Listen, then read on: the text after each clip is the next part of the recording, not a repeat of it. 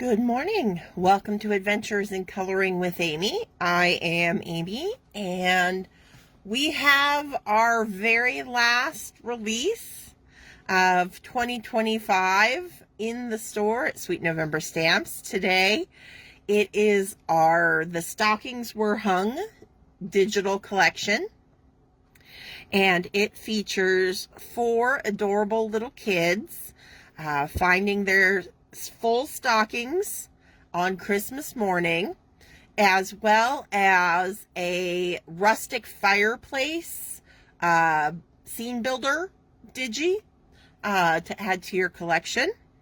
That does not have to be Christmas.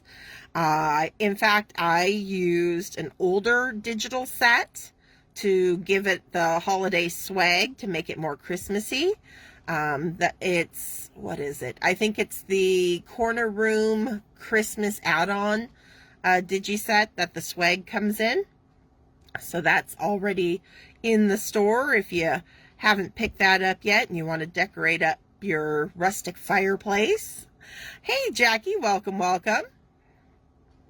So yeah, I'm just going to go through the 4 new additions to the store while people are finding the video. Hey, Kim, welcome.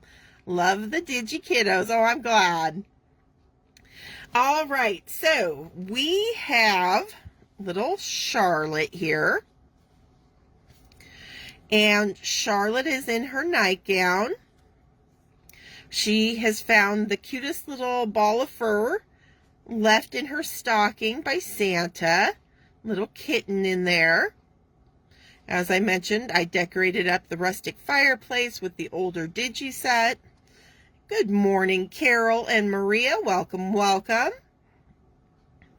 Hope everyone's having a lovely December weekend. We actually have sunshine for the first time in like a week. It's cold, it's bitter cold, but I'll take the sunshine. Anyway, so here's Charlotte. Very cute with her curly hair. I did do a quick reel of the coloring of this card that is over on my Instagram account, if you want to check that out. There she is. We've got 2 boys and 2 girls. So next we have little James. And James is another curly-haired cutie. And he is sitting down. He is holding his full stocking. He's got a little wrapped gift, the candy cane, and his very own little robot tucked in there. I kept the background scenes very, similar throughout all of these, kind of make a collection out of all 4 of these cards. Yay, I missed our Saturdays. I know, it was only 1 away, but it feels like forever, doesn't it? Yeah, I know that feeling. I can, yes, I relate to that. So this is little James, very cute. And then we have Michael. And Michael has a puppy in his stocking. Hey, Sabine, and welcome. Where's the rug from? It is from the Corner Room, I think just the basic Corner Room digital set or decor set, Corner Room decor set or something like that. It's another oldie but goodie. It goes with that add-on set that the swag is from. So yeah, this is Michael. Michael has his puppy in his stocking and he's hugging him close. Got a new best friend for Christmas. Had fun using one of the stamps actually from our Snow Days stamp set, the little girl with the snow falling down. I just cut off one of the snowflakes to create the pattern on his pajamas. I had Amy withdrawals.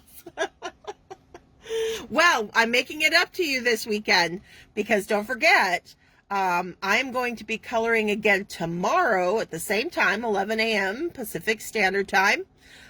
We will be working on a new image from the brand new Stamping Bella release that just hit the store yesterday.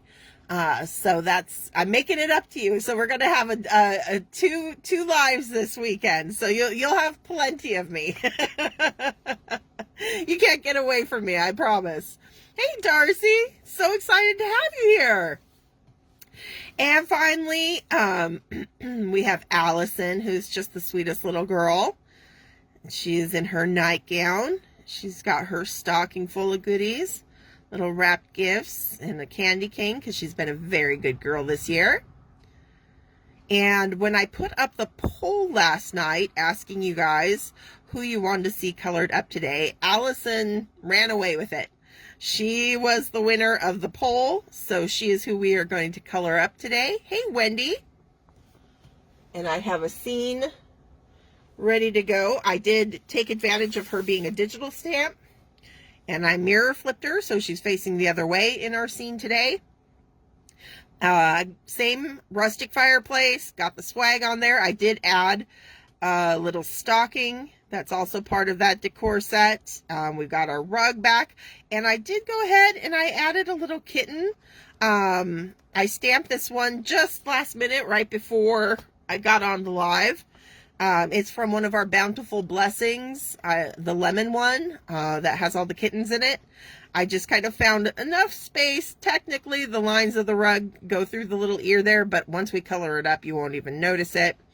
Because I just thought, Allison deserved a little kitten too for our scene today. So I think we're ready to go. I think I've gone over everything. We've got a good group here already, so let's start coloring. And we shall start with Allison, and so we've got to decide whether we want to go light, medium, or dark on her skin tone. And we'll start there, as we usually do. Occasionally we'll go background first, but for the most part, we like to tackle those characters right away.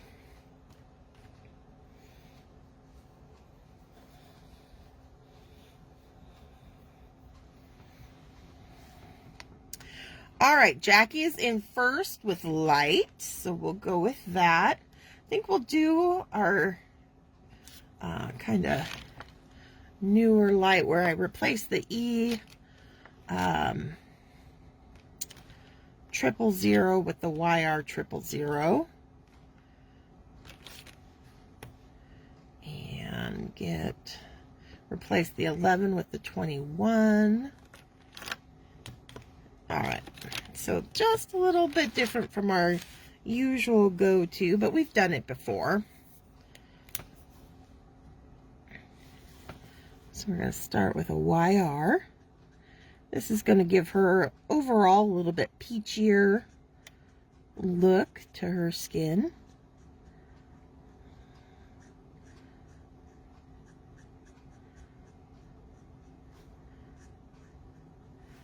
We got a little bit of the neck, and I'm just getting a base coat down really quickly.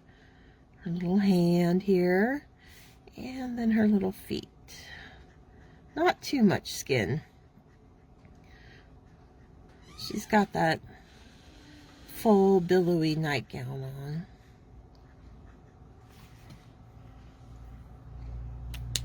And then we're going to jump up to our darkest, that E11, or I mean E04. Using just the tip, very fine little line.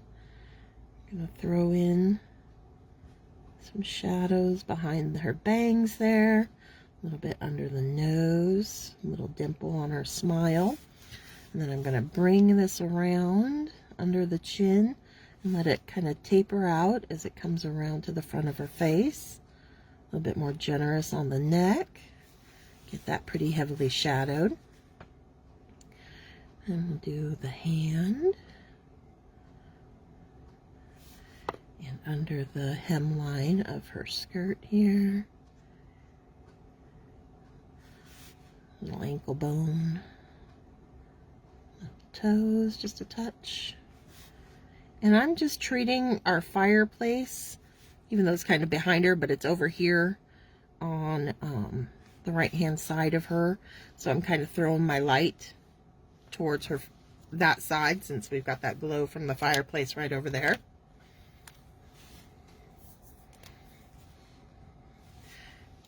Going to use the E21. Pull out from the 04.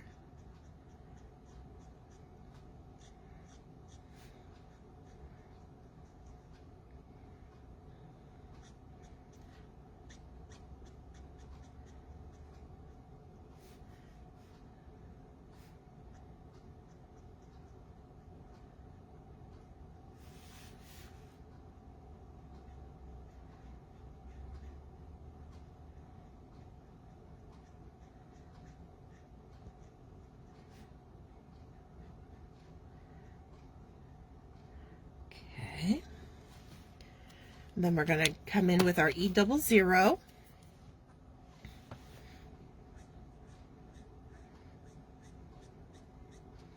We're going to fill in a lot of our space with that. Just a little outside edge where it's hit by the most light.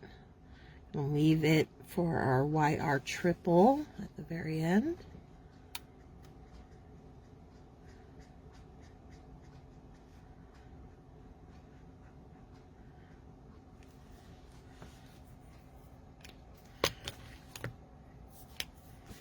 YR triple, pulling in from that side now.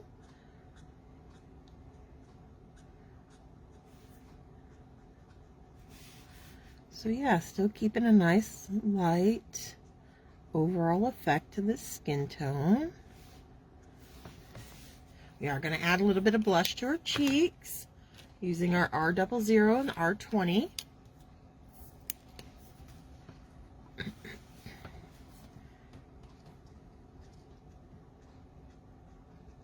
First a little layer, get that nice and wet with the R00. Come in with the darker R20. A little dab will do us.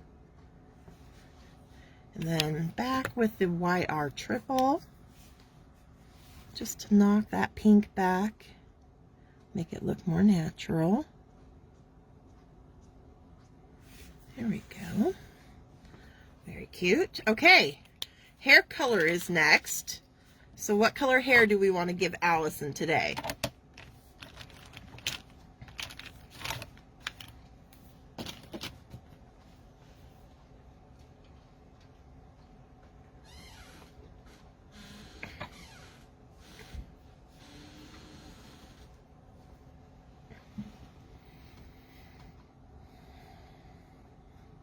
Give her a dark red, we can do that.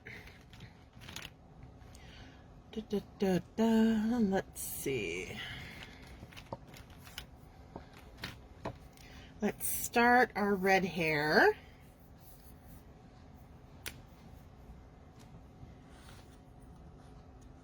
With YR65.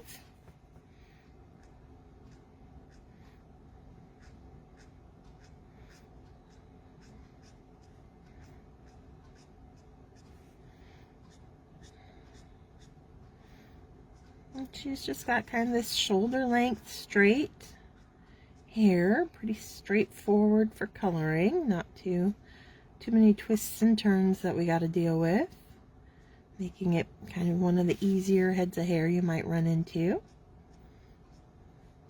Good to practice hair on.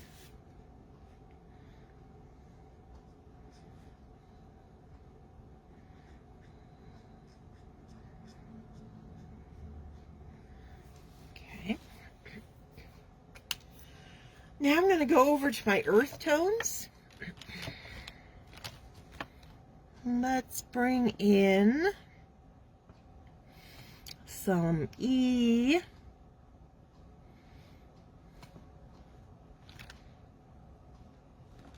I'm going to bring in some EO. No, I think E19.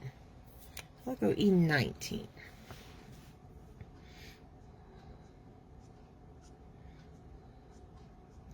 And just using the tip of that nib with a very light hand, getting these really delicate brush strokes going on, where I'm pulling up and away from the cardstock so I get those nice tapered ends, creating a little bit of texture in her hair, which is what we're after.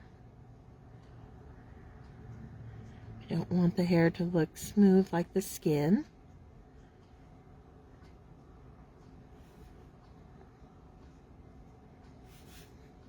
Back behind the head is going to be very dark back there. So I'm going to fill that in.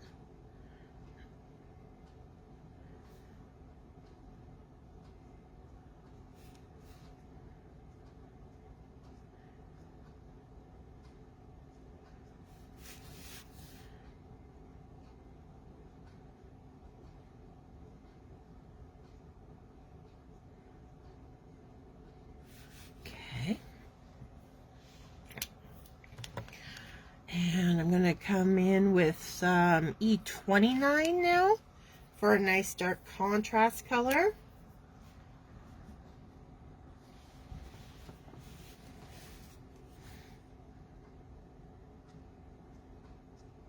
And I'm going to be, as sparing with this one as possible. I don't want to go too brunette, but by getting in this really dark saturated brown, it's going to make our red tones really pop in comparison with in contrast. So it does a lot of heavy lifting without taking too much of it. You don't have to put too much down, just a little dab will do you here and there. Flipper, actually easier to pull the curve this way. Always kind of work with within your kind of motion comfort zone.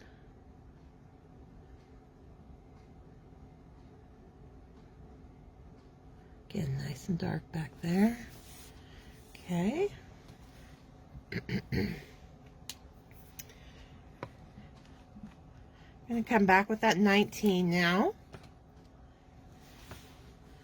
And pull out from the 29. Still using a very upright position so that I'm getting a very fine line with each brush stroke, because it's just that tip of that nib hitting the paper. Hey Yen, sorry you have to work today. That's no fun on a weekend. Hopefully the workday goes fast for you though.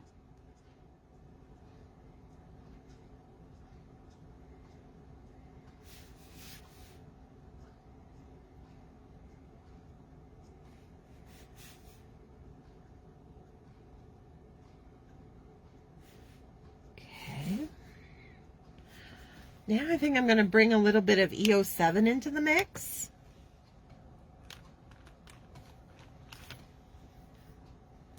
Hey Siobhan, welcome. We're excited to have you with us. This E07 is really red. For an earth tone, it's really red. So I love using it in these kind of dark auburn hair combos.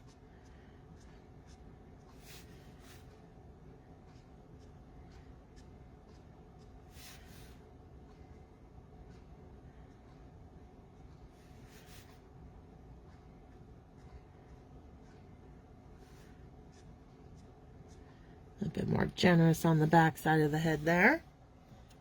And then we'll just finish that off with the YR65 that we started with.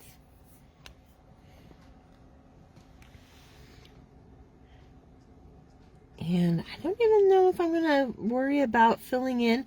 If I have little flecks of the white cardstock showing in our highlight areas, I think I might leave them.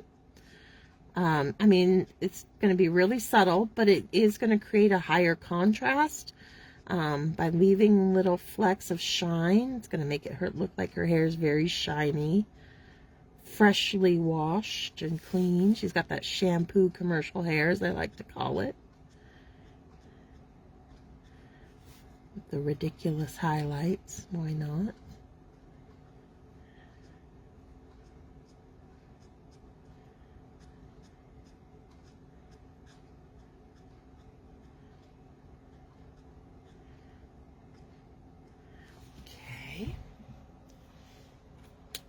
Let that dry for a second before I come one last little pass. Not with my darkest, not the E29, but our second darkest, which in this case is that E19. Just to get a little bit more hot low lights cutting through our highlight areas. Just a few little strands, not too much. It's mostly on that back side of the head there too. There we go. I'm very happy with that. Got nice texture, good contrast going on. And technically we only used one YR marker in a red hair combo. A lot more leaning on the earth tones there. It is a brand new digital stamp. We had the Stockings Were Hung collection added to the store today. It includes 4 little kids. Allison is one of them. And also the rustic fireplace. So it is our final Digi release period of 2025 at Sweet November Stamps.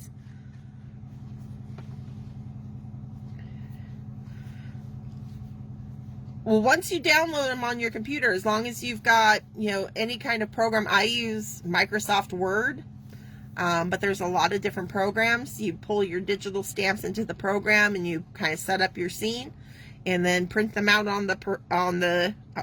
with your printer, and you're ready to go just on whatever cardstock you're used to coloring on. Okay, we need a color. We got to decide what we're going to do with her nightgown. What color nightgown, what is she going to be wearing here today?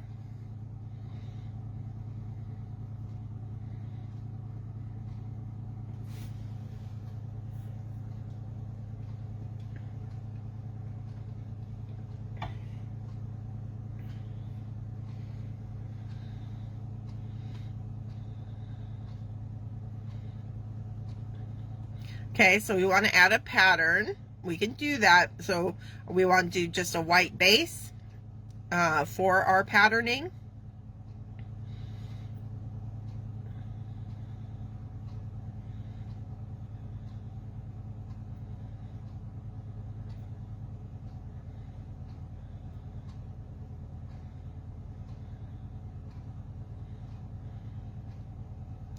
Carol says pale blue. I don't know about pale blue with holly. Holly leaf is a good idea. Okay. Decisions here. Let's see. Let's do white or soft pink. White with holly. Okay. All right. We got a plan. Okay.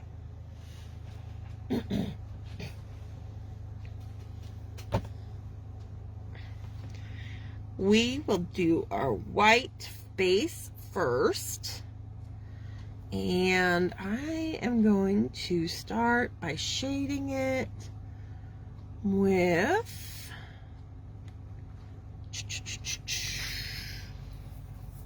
some VO1.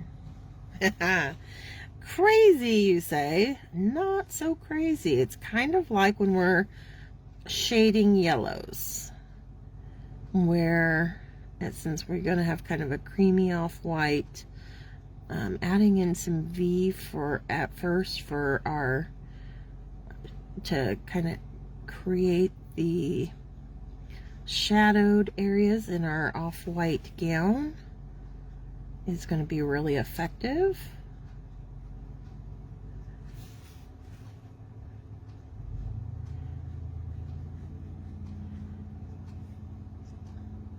Because, creamy beiges are not so far off from yellow tones, so it kind of works in the same way.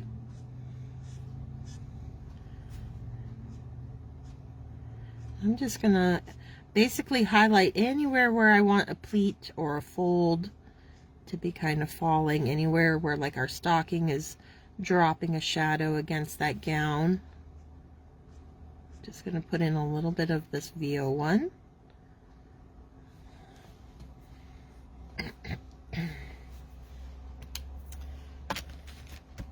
Now I'll come in with the E50.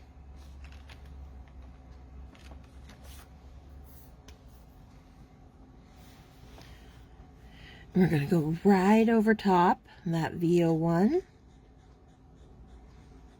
And it's just going to start turning into a shadow rather than looking like a purple gown.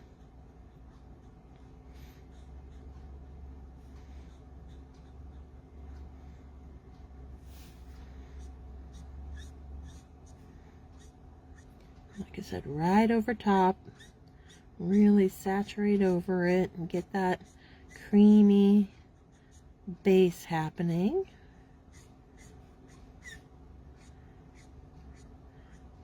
The flow and movement of our fabric is what we're trying to emphasize here.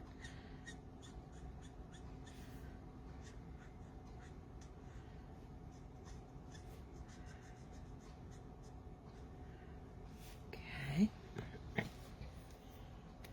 Now I'm going to come in with let's do 43.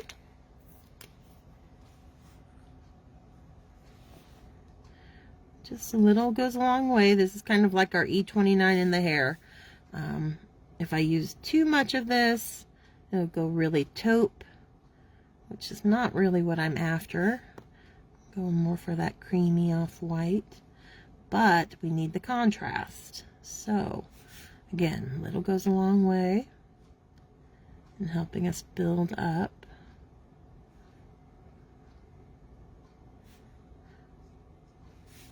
The movement in our fabric. Just kind of reinforces. So anywhere where, you know, we went in with that VO1, just a little bit finer line of the E43 now.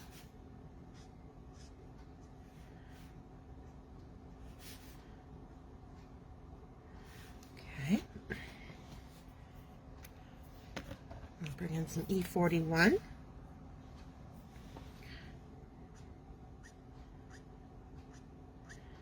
Soften and pull that out.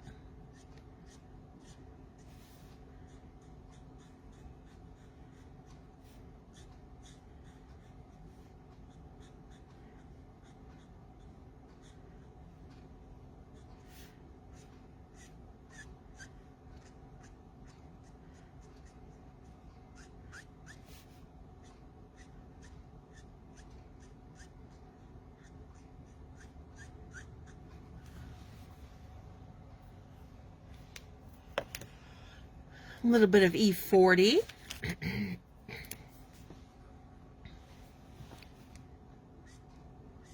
And now I'm more using the side of that marker, and I'm holding it pretty far back so there's very little pressure on the nib, which is giving me a nice soft brush stroke.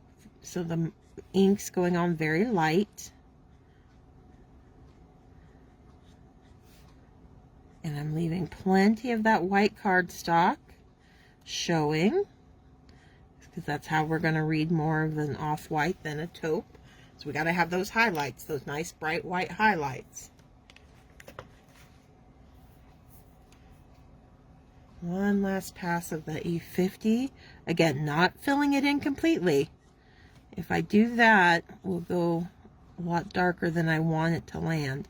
So anywhere where our fabric's really kind of poofed out, or, you know, getting hit by our firelight a little bit more, I'm going to leave that white and just use this E50 to give us a soft transition into the white spaces that I'm leaving, like so. Okay, gotta let that dry before we try to do any kind of patterning. So let's move on to her stocking. Are we going to go traditional? You know, do we want like a red body? You know, what do you guys think? Any suggestions on the stocking there? I will go ahead and give a little bit color to the candy cane and such that's in there. A little swipe of C2. I saw the coloring you did for the new Greeting Farm digital stamps, and I'm going to try to copy it today. They are gorgeous. Well, thank you, Siobhan. I'm glad they inspired you. Those were some really awesome Digi sets that just came out at the Greeting Farm. So Have fun with it. I know you will. I had, like I said, I couldn't stop making scenes with them. They were so fun. And then maybe a little bit of R24 for the stripes on our candy cane.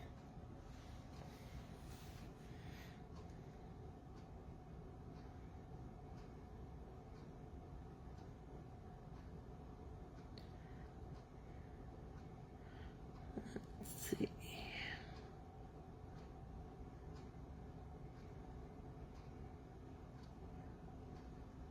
There we go. How did you learn to do this? Time and practice, Samantha. I have been working with Copic markers now for over 15 years, and that is on a pretty daily basis over that 15 years.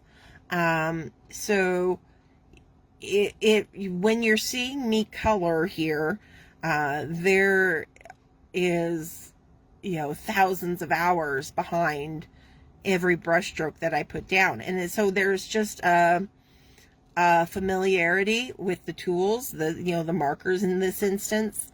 I have a pretty inherent knowledge at this point of how to use them to create different kinds of textures, different kind of shading, what they're going to do if I layer this one with this one. And that it really does, of course, plenty of inspiration from a lot of amazing colorists out there through the years, and even I'm always being inspired by other colorists, and seeing something they do and pushing myself to try, and just always kind of pushing to be better. But there's just, it's not, I don't have a magic answer for you other than, you put in the time and you enjoy that time and have fun with it, no matter where you are on your coloring journey. But what how I got here, how did I learn to do this? It's just putting in the time and doing it and having fun with it. I need to try this color combo and see if I can get anything close with the Ohuhus, or do I need to get those colors in Copics? I'm sure you could probably get pretty close with the Ohuhus. I haven't played with them in a long time. I don't have the newest ones. One thing I will say, from my little bit of dabbling with the Ohuhus, that their earth tone selection was not as broad as the Copic selection is. And especially, it felt like creating these lighter might be a little trickier. But again, it's been so long, so I can't really speak as an authority on it. I think you could get there pretty close though. All right, so green stocking, we can do that. Oh, good. I'm about a year into it, and I feel like I know nothing. Samantha, at a year into it, I felt the same exact way. So you are right on track. Don't get discouraged. Don't get down on yourself. But there, the wonderful thing about it is that as you color and as you practice and as you try new things and kind of expand your knowledge, it's a lot of fun, I think, because then, and you get really proud. So when you kind of hit the next, once you realize, oh, something I thought at the beginning I would never be able to do, and here I'm doing it, it makes you feel really good, and it makes you want to keep going and hit that next level where something that you thought, I couldn't possibly color that kind of detail. And then you get there and you're doing it without even thinking about it. And that just makes you feel even better. So there's always these little kind of, you're kind of micro stepping your way, and each time you hit that and you realize that you hit it, because it comes gradually. Because I remember thinking, oh man, I can't wait. I will say, if you haven't picked up the hex chart from Sandy Alnick that she has, that you fill in with your Copic markers, this is a huge help, especially when you're just getting started with Copic coloring. in how to blend color groups that aren't necessarily, so it helps you expand outside of the little color families and really jump around with your mixing and matching, and it expands the possibilities of colors that you can create with your markers. This was a huge help to me. I still keep it on my desk. I don't reference it nearly as much as I used to. It's kind of a security blanket thing at this point. But if you go to, sandyallnuck.com/hex chart, it's like $5 and it's one of the best investments you'll ever make in Copic coloring. Because it kind of teaches you to look at the colors, and how to, create blends that it's not even just like, okay, I want to use something with Y18 in it. It's not just these colors around it. What it does is it teaches you, you can kind of like skip. So Y18 combo with YR04, and even like then jumping up to like an E33 or E35 or E99 as your darkest. It really expands and broadens the possibilities of color combos that you can create. But yeah, so I always was like, oh, how long is it going to take me to like know the colors, and where I don't have to keep referencing combos that I'd written down or whatever. And it happened so gradually until one day you just notice, oh my gosh, I'm doing it. And it feels so good. It's like, so it's just keep at it, keep coloring. That's all it takes. Me either. I have the old ones. This color range is not great. Yeah. I don't know. Maybe this Christmas, T will be getting the newest colors, and we'll play around with them a bit. But, that was my one critique, I think, of the Ohuhus, was that, because I use earth tones so much for so many different, color combos and stuff, not just for creating browns and stuff. I did notice, I felt the lack of range in their earth tones at that point. So maybe the new releases helped with that. Hey, Robin. Oh, I'm glad you love her. Yes, the hex chart is amazing. Me too. I know nothing, and my stuff looks streaky a lot. If you're dealing with streaky markers, make sure that they're nice and full. They tend to get a little streaky if they're getting low on ink. That can be part of the problem. Another part of it is if you're just not letting them sit and saturate the cardstock long enough. Just get, when you're doing your nice smooth stroke, you want to really make sure you're giving it just enough time to really saturate that cardstock, because you want it, a goal. I kind of, when I was coming up, and what I learned from one of the, what was her name? Marianne Walker, I want to say. I don't know. She was one of the like Copic official gals on the internet. And one of the things she said, if you could, at the end of your coloring, flip over your cardstock and kind of be able to see what the image was, that means you did it good. You got enough saturation through that cardstock to really let that ink do a nice blend out for you. All right, so we're doing a green stocking. Sorry, you guys, get me on my soapbox, and I can't shut up, but I love talking about Copic markers and coloring. So you could get me going all day on that. But we got to continue coloring. All right. Let's do kind of a lighter green for the body, since we know we're going to do green on our little applique here. So we'll just do 03, one of my favorite greens.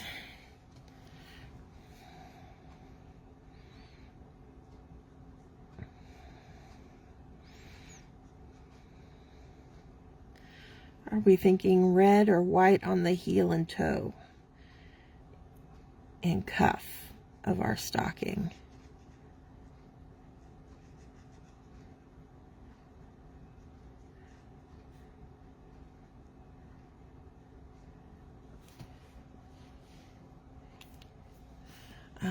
Let's do a little bit of 25.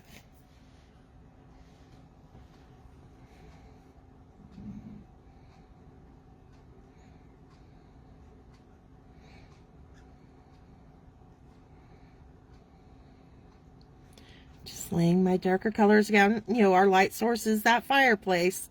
So that outside edge is what we're going to keep nice and light. So it looks like it's getting hit by that glow of the firelight there.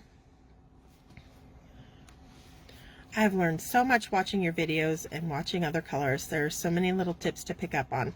Look back on some of my older work and I have made progress. Hope to keep learning. As long as you keep with it, Carol, you can't help but keep learning. I'm still learning.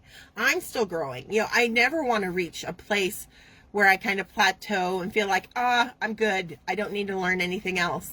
You know, because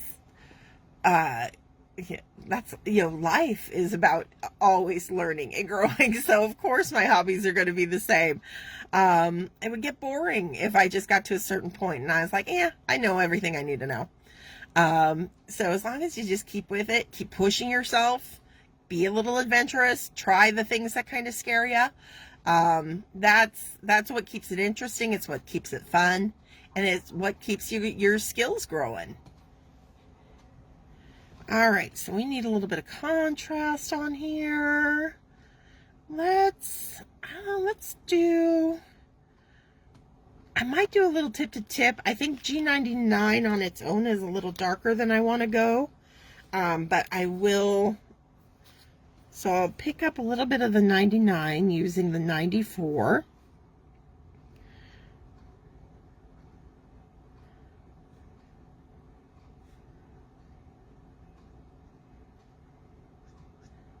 And we'll just darken up the back side of the stocking a little bit.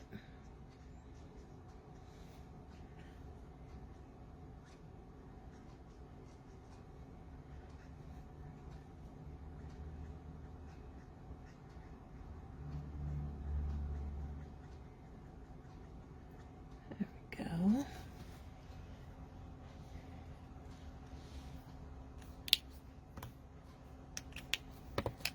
Back to the 25.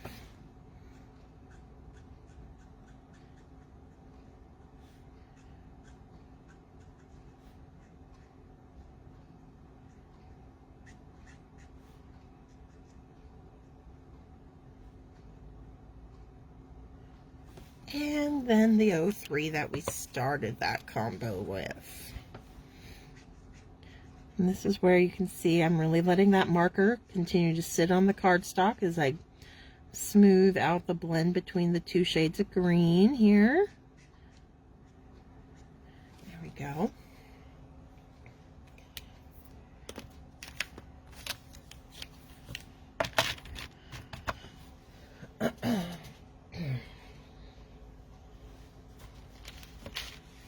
No suggestions came in, so I think I'm going to go ahead and do some red on the heel and the toe.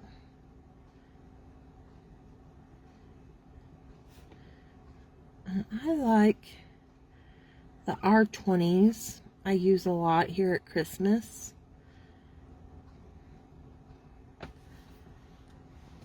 So that's R24. I'm going to jump up to some R59 to again play up our darker backside. Really doesn't take much. Pull that out with some R29.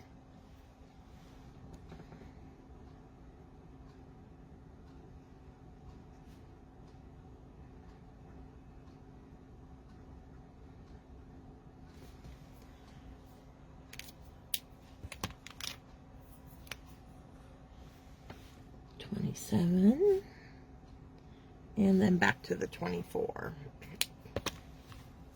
Sometimes I omit the 27. You don't necessarily need it, but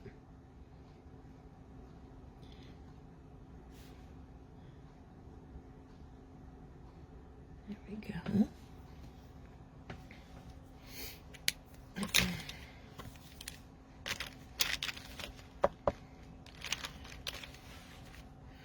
All right, a little applique tree on there. Let's make it a whole different green. Let's do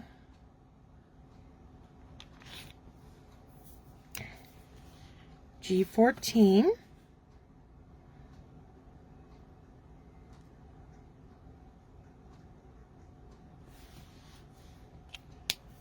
G46.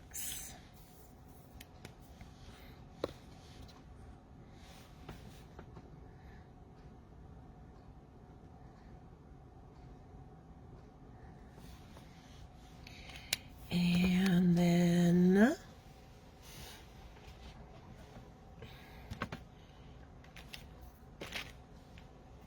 a little bit of BG96. So going with a much more forest green here, just so it'll stand out on that green body of the stocking as a whole different fabric.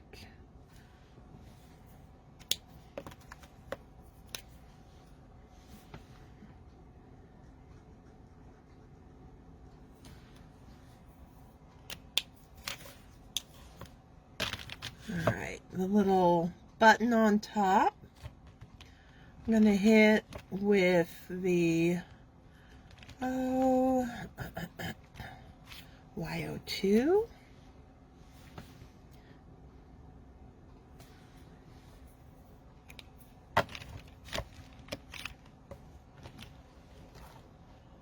E47. Just a little swipe of it, not much. We're going to create a little gold button there. And pull that with some YR23. And back with the O2.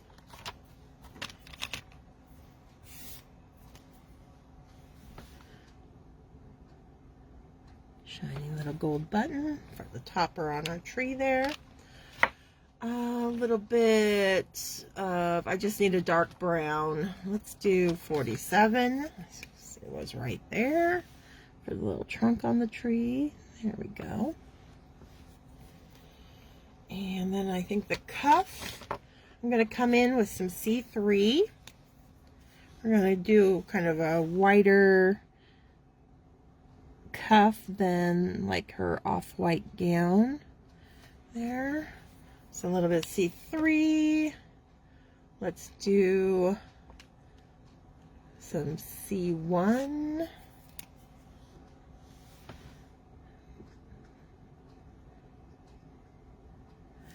And then a little bit of W0. So it'll warm up our white just a smidge. And I'm going to leave that top of that cuff, the white cardstock, so that we don't go completely gray. I kind of feel like I want a little bit more W in here. Pull in a little bit of W2 back here. There we go. Just mixing those grays together. All right. She's got a couple little packages. Let's do a different color red. We can do R43 for this little one here.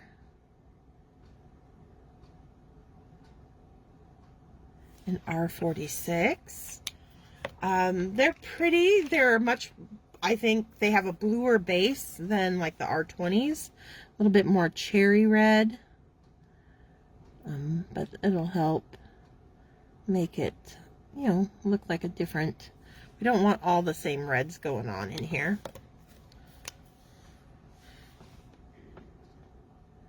Just those two. It's a very tiny little package.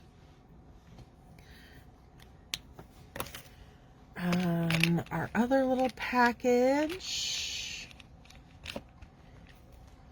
maybe we go make it kind of a pinky color. Let's do R81. Playing with our reds, all our different reds today. And then we'll bring in some R85.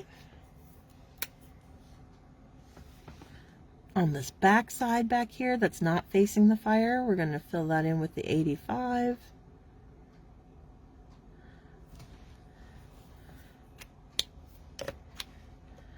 think that's only 2 we're going to need on that one as well. Noticing I forgot the little hanger on our stocking, so I'm just going to use that W2 just right back here. It's just a little that hangs off the mantle there. Hey, Carol Ann, welcome, welcome. So now our ribbon on our packages. I think I might go with gold on our pink one as well. Just get a little bit more. So I'm just going to dab at it to make it a little sparkly.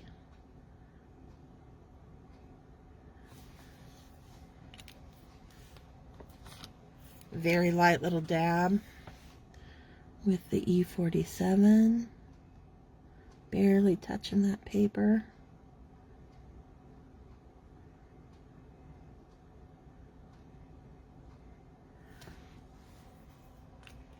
And the 23 again.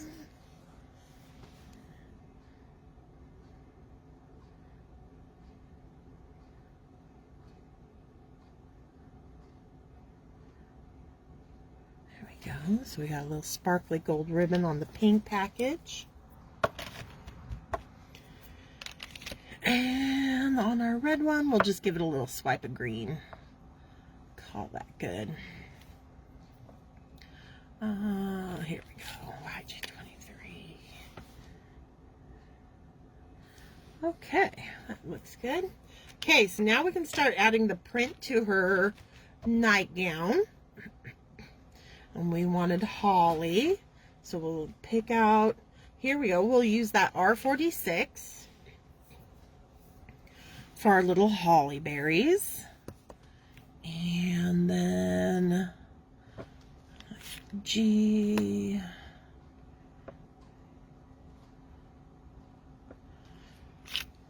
We'll try these. Okay. All right. So we'll start with a little cluster of 3 here. And then let's do a little cluster here. But we're not going to see all of the one little berry because it's getting cut off where that fabric's kind of dipping down. We can do another here. And maybe we'll pick up just the hint of one back there. That's how you're really going to play with the movement in the fabric. Let's see.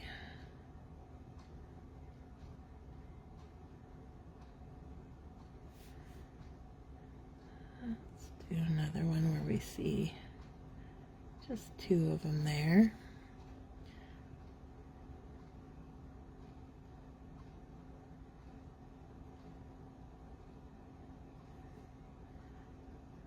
And let's see one down here.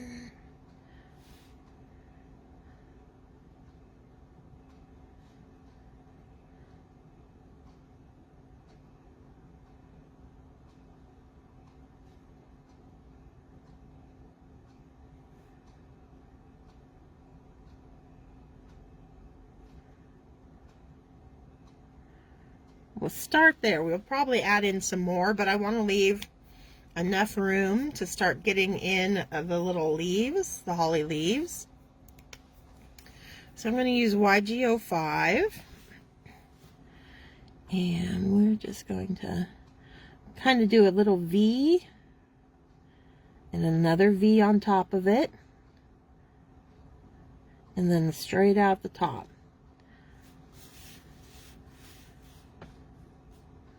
So a little V,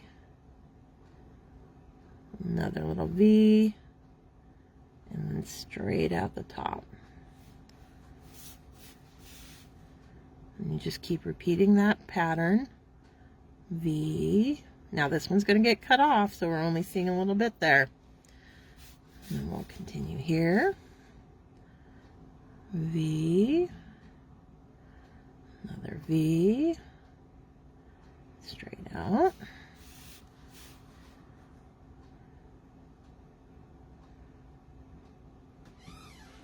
Another V, straight out, and we'll see just a little bit there. And then probably, you know, it's going to get kind of mashed, so we don't see really the V's, but we see the top coming out because that fabric's, you know, kind of bent on itself there. Here we'll see more of like the tip of the leaf that's kind of on that side there. So you just play with it. You're not going to see the same perfect little leaf every single time. It's going to make it look more convincing as the fabric moves around her body. Like we'll see just little hints here at this one. And this one, well, we have that one there, so we're good there. I love this pattern you're creating. I'm glad you like it. And, you know, I try to keep them, you know, as simple as possible. This is, you know, anybody can, you know, doodle in a little V shape. Anybody can do it. You don't have to, even if you say I'm not an artist or whatever, you can do little V's with your markers. And then you can stack them on top of each other. And then pull out from the center there. I believe in you. I know you can do it. All right. So that, let's see, like the tip of this guy here. A little bit of one here. And on that side there. Another V. Out the top. And don't be afraid to move your paper. Make it work for you.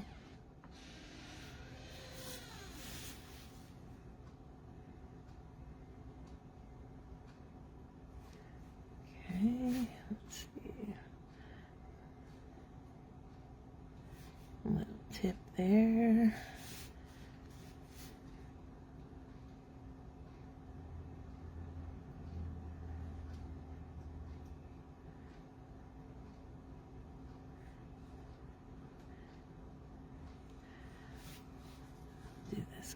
Here.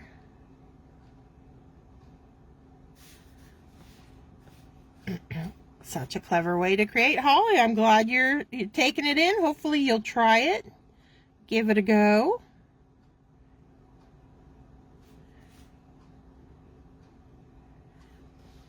I tried to do the knit pattern from the Stamping Bella hat with the little girl and the mailbox. Yeah, that was a fail. The knit, you know, takes a little bit of practice. Keep with it.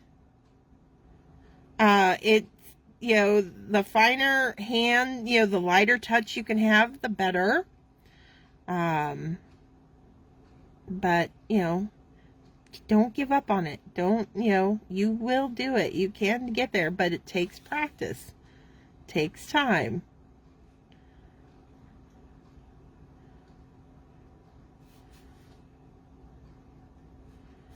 Alright, so now there are also places where I want to see just partial leaves. So like here, I want to create a little leaf back there living. I think a little tip here, tip back here. Let's see, maybe down here in the corner, and down here I definitely want a little bit. Okay. Feel like we'd see one kind of starting here. All right. Now I gotta decide if I want any more berries in there. I think I do. I think I want one living down here.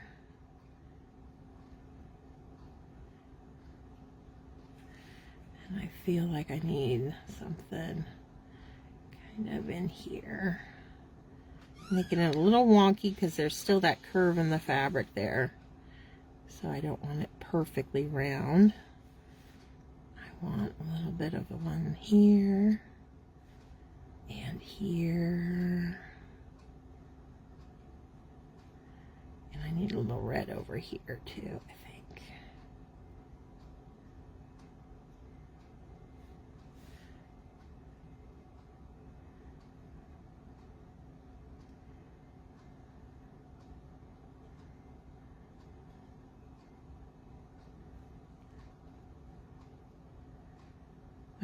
Now, I also think, before I go back in with my green, I'm going to bring in that R43. And we'll do the little trim on our bodice with some R43 there. And then that R46.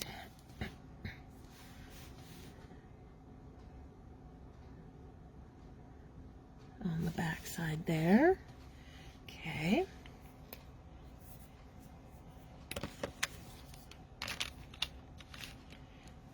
And now back to my holly leaves. Since we added a few more in here.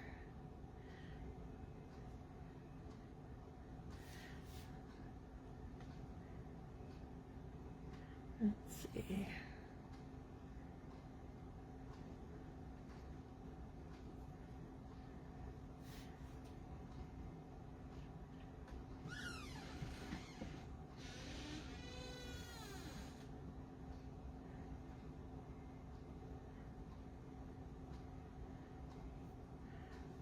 All right.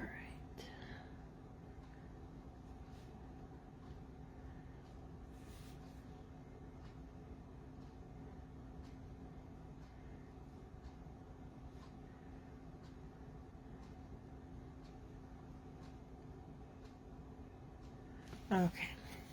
Now, I am going to add in a little extra detailing on those leaves by bringing in a G07. I kept saying I need to see Amy do this. I think we've done some knit patterning. I'm sure we'll do more. And I'm just going to give it a line down the center and then just our little V's to add a little extra green to our each little holly leaf. And you could do this with any greens. You could go darker, you could go lighter. It's totally up to you and the color palette you're using.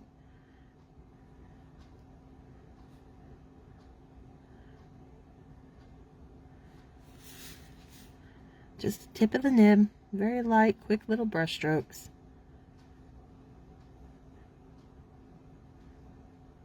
Because we're not trying to make them look like real leaves. This is fabric, you're just trying to create the fabric pattern. And they can go kind of abstract and kind of, sometimes they look a little watercolory, or, they play with patterns on fabric too, so we're not going for realism here.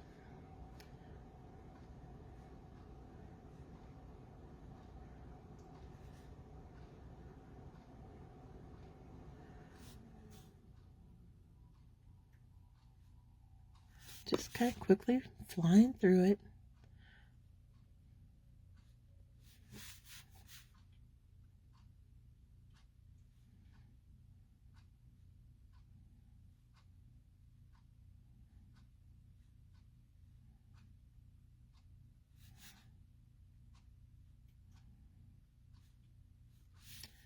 All right, I think I got them all.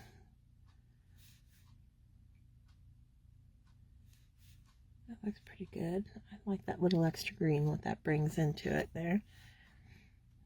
There's a part of me that just feels like I need a little green right there.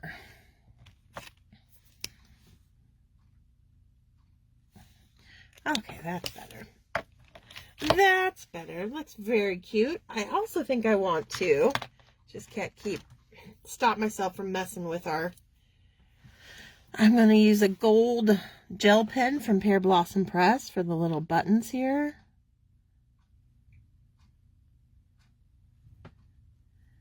Just like that. Okay. And I also think I'm going to bring in my white gel pen.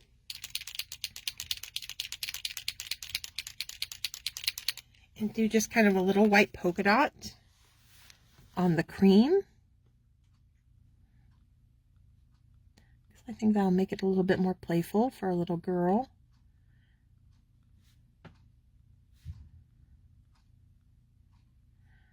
we're just going to dot in some white dots.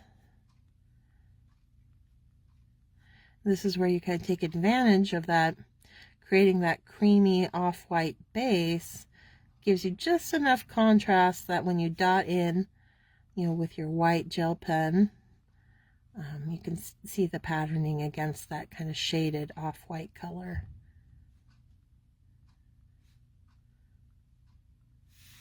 That's turning out really cute. I really like this. I think it definitely needed these little polka dots. Just adds a little bit of playfulness to the fabric. I don't think I'm going to put it in the bodice area. I think that'll just be an off-white. We'll just do the body of the gown there. Perfect. Very cute. I'll do a little close-up here. We got to decide on what color her little kitten is going to be next. There we can see Allison looking beautiful in her nightgown.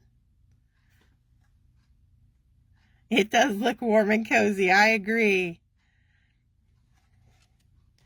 All right. While I wait for color suggestions on the kitten, I'm going to get started on that fireplace by putting some Y11 inside here.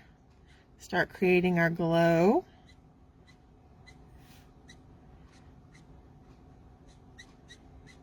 But I can, as soon as we get a color suggestion come in, I'll abandon this and we can come back to it. And we'll get that kitten colored next. I just want to keep the ball rolling.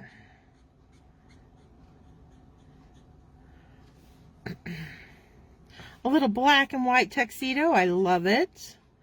I have a penchant for little black kitties and little tuxedo kitties. So we can do that. Alright, so that was Y11. So let's do our little black and white kitten. Let's use our T markers. Why not?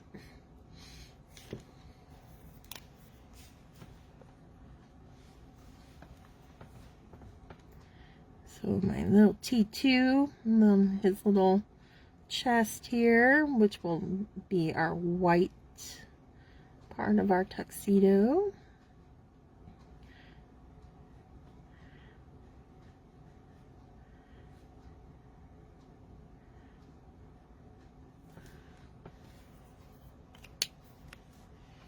Jump up to a T5.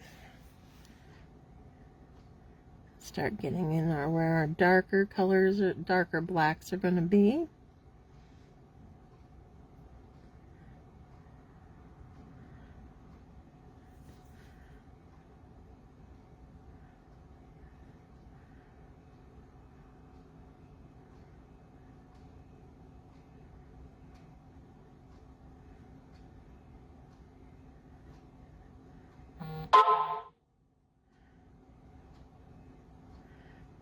Let's see how far I want to. I think we'll just do a little mask.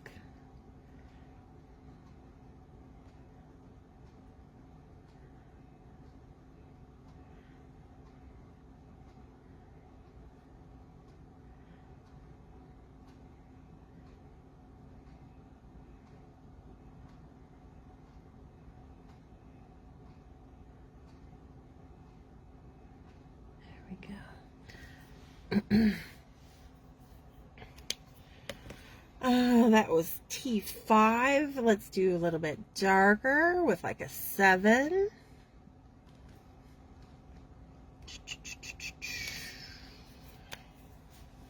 Go.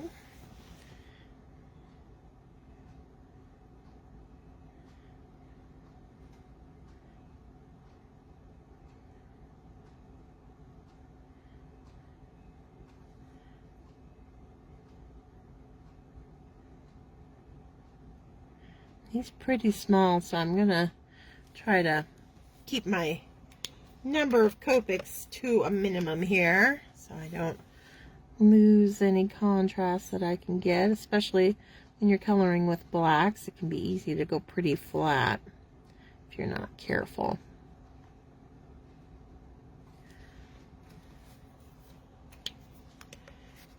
A little bit darker than the T2, so where's my 3 at?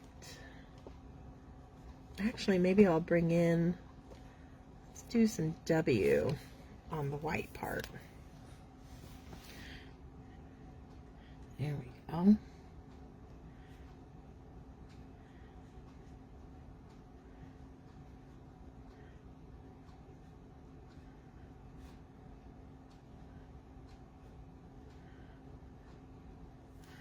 Okay. A little bit of pink. We'll do some pink in the ear here. On his little foot toe beans here.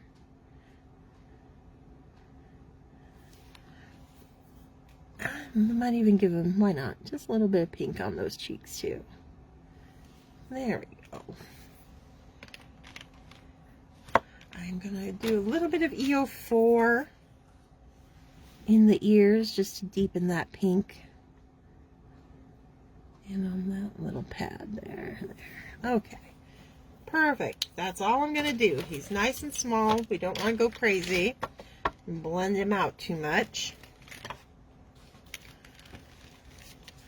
The kitty is from the Bountiful Blessings Squeeze the Day set. It's where she's picking lemons and she's got a whole little litter of kittens with her. It's a clear set. And I just kind of stamped it in there after I had printed out the whole Digi scene. Okay, let's tackle that fireplace.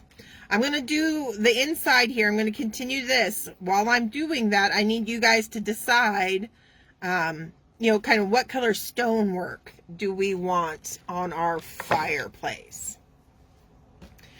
All right, so I like to use E20s. Like 23, 25, 21, 27 for the logs in the fireplace. So I'm going to pull those out.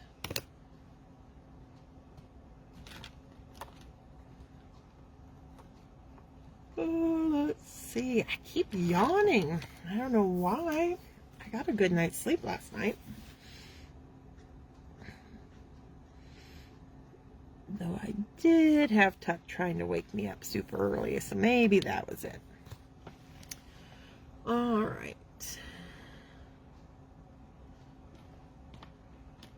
Where's my E23? There it is.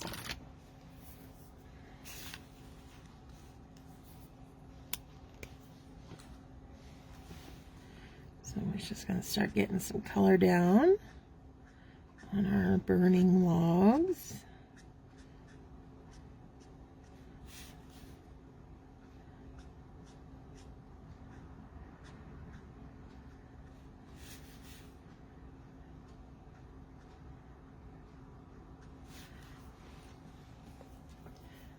Want to see a grayish kind of stone? We can do that.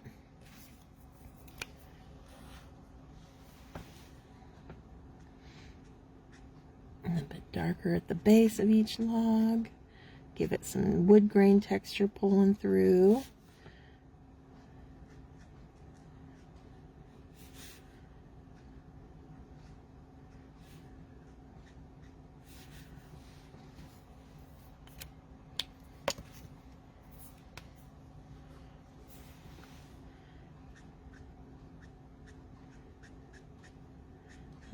E25. And we're just going to leave it nice and rough like that.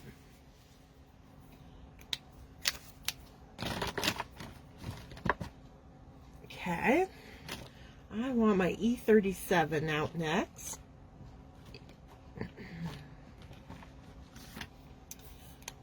Alright, so now inside that fireplace, I am going to come around the edge with some E39.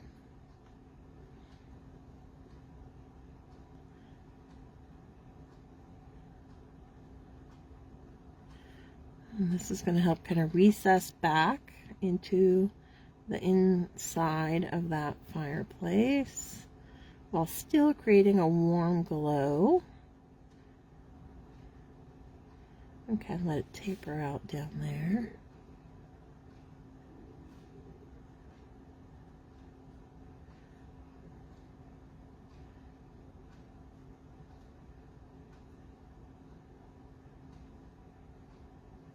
Okay. YR24. I'm going to do some tip to tip with it in the E37. The YR20s work really well with the E30s because the E30s kind of have a natural kind of yellowish tone, kind of orangey yellow tone to them.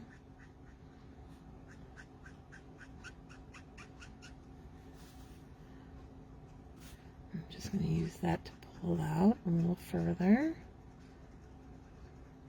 Again, we're letting our marker sit and saturate.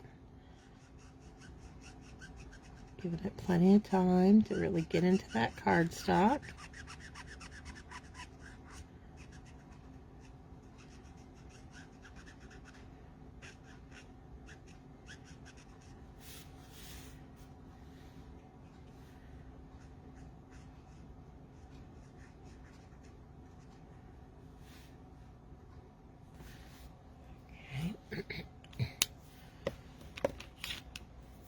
Tip to tip now between the YR23 and the YR24.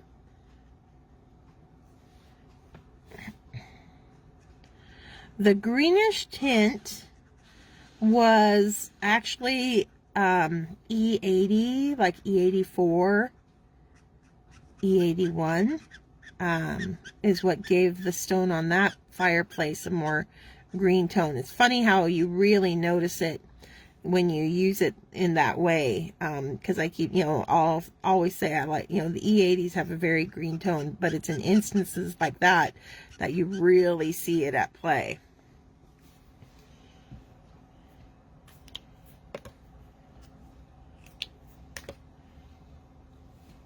Let's do some Y35.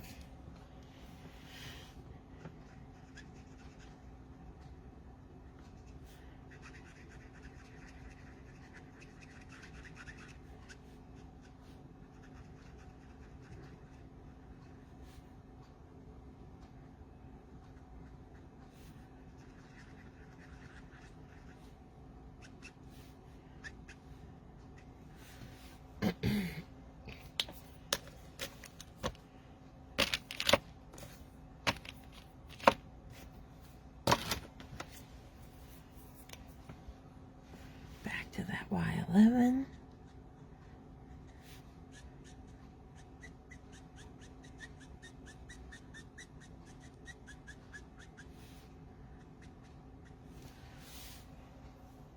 All right, for my fire, I like to do a little bit of YR09. It's very red-orange at the tips.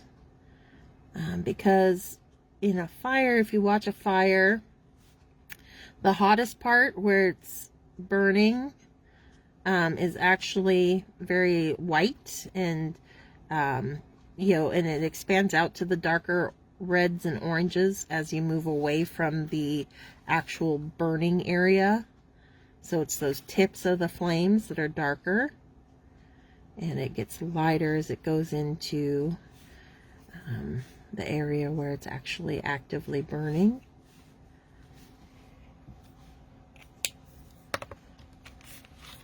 Use a little bit of YR16 to pull that, continue to pull that down.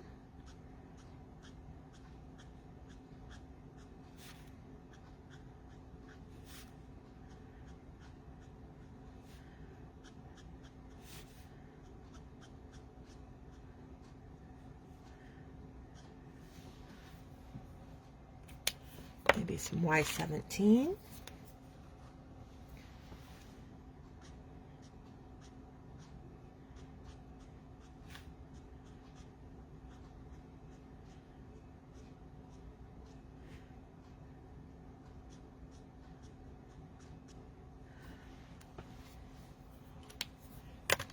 And where's my Y13?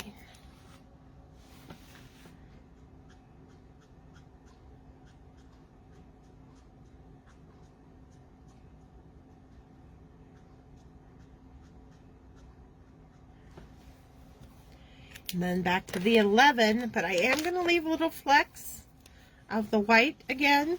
That's going to give us that really bright, hot flame down at the base. But you don't have to leave too much. It's kind of like her highlights in her hair. Same principle. Just a little will go a long way there. All right.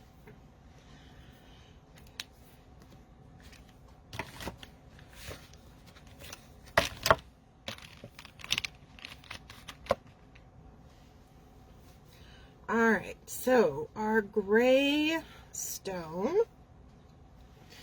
let's do N's. We'll probably do a little mix, but we'll start with a base of N. Excuse me.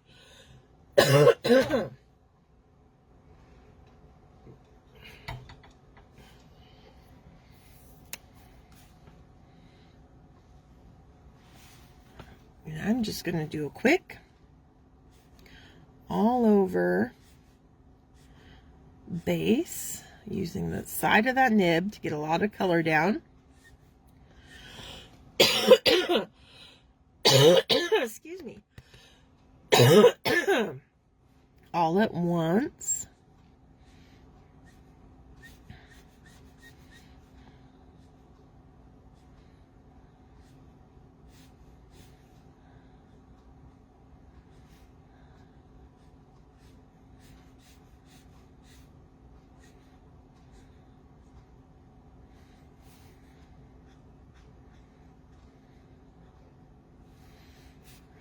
Got a little bit showing over here.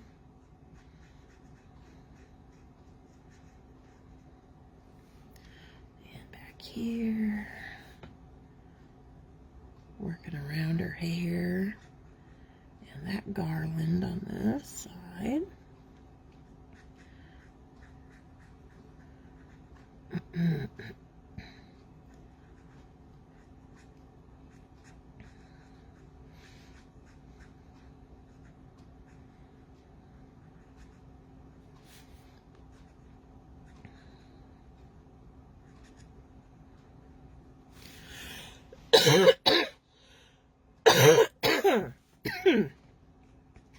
Got a little something in my throat.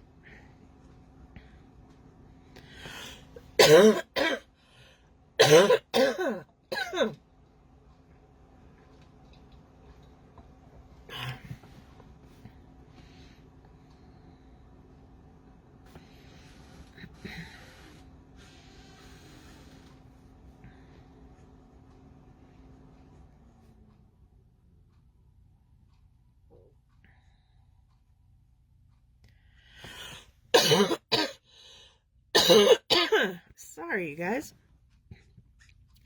Nobody likes listening to somebody hack away.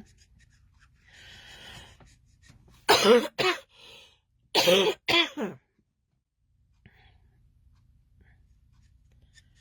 right. Also do the little front of the fireplace here.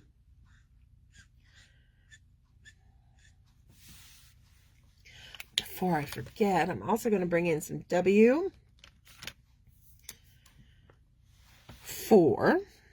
down here for kind of the ash in our inside here. Pull that a little farther back with the W2. Let it blend into that glow. There we go.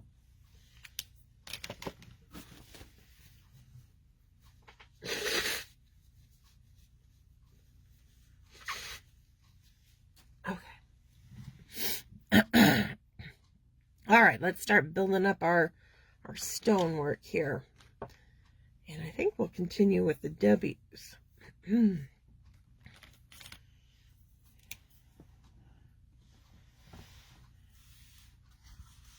I know, am I doing all right? I know. I think I got it, though. Knock on wood. Okay. So, this is, I've done this rustic fireplace. It's kind of loose and sketchy, as is, just as it's drawn, and which allows me to kind of approach it, the coloring of it, in that same kind of kind of loosey-goosey style.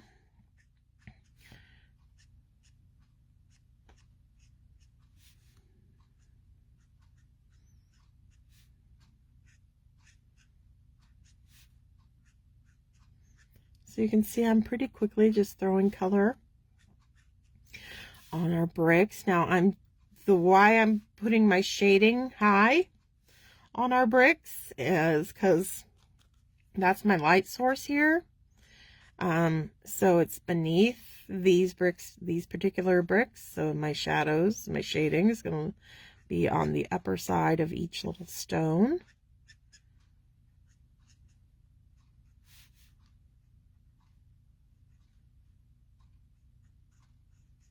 Like so. And just, there we go. And then you just kind of continue. So it's darker out here at this edge. Lightens up as it moves towards our light source. Now our little stocking is going to create a drop shadow back here.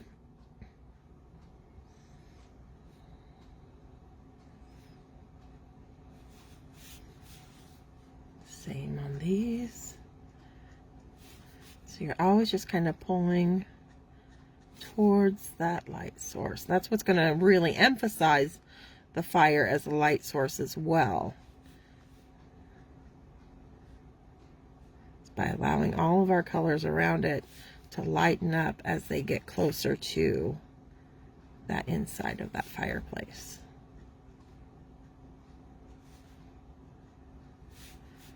We'll do the front of this dark. Okay.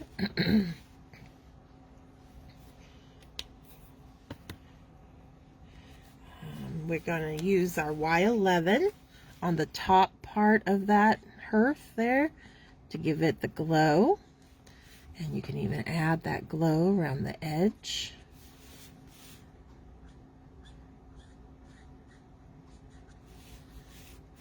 Like so.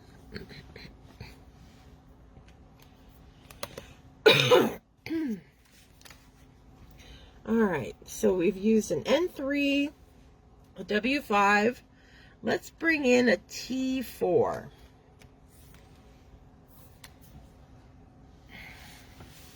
We're just going to use that T4 to kind of pull out from our W5. We're just building interest with each various shade of gray here.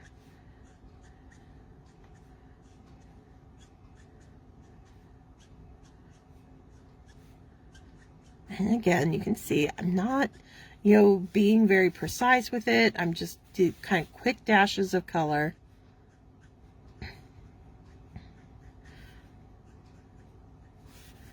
It's not the main focus of our card. It's not the star of the show.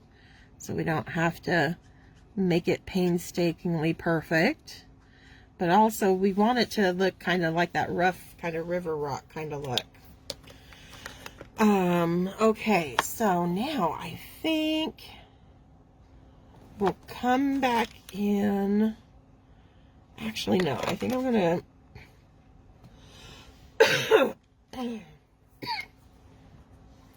go down to a W2 to finish smoothing out each little stone.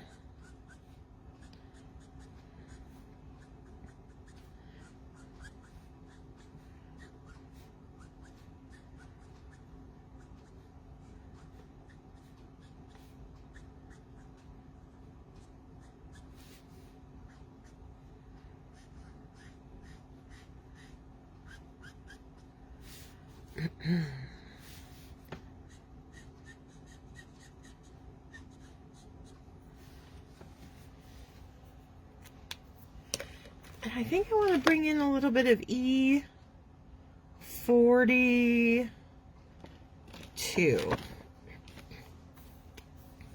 Just a quick wash.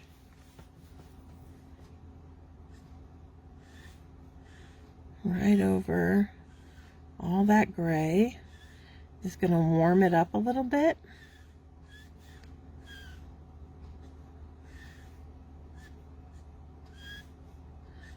This is where you can see again using the side of that nib. Very light touch because my hand's pretty far back on that marker, so that it's going on very light. But I'm letting it sit on that cardstock and do its job by saturating the cardstock and really blending our colors all together.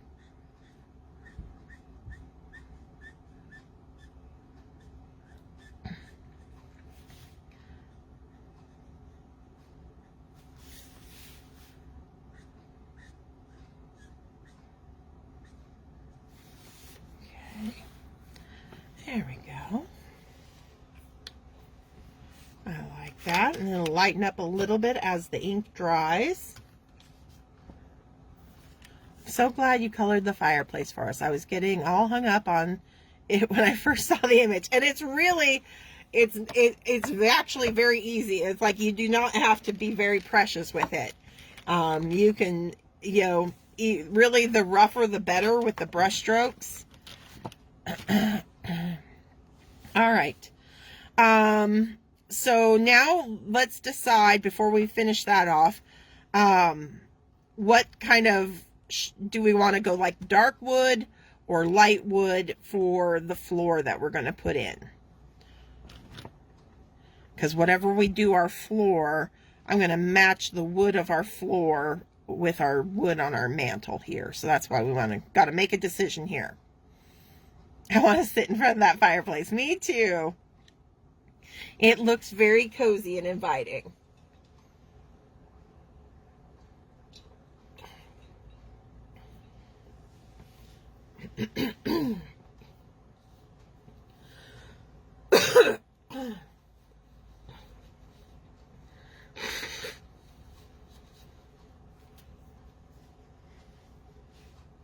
Gosh, she's cute. I love that. I want that nightgown.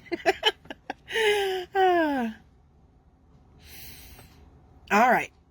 Light wood. We can do that.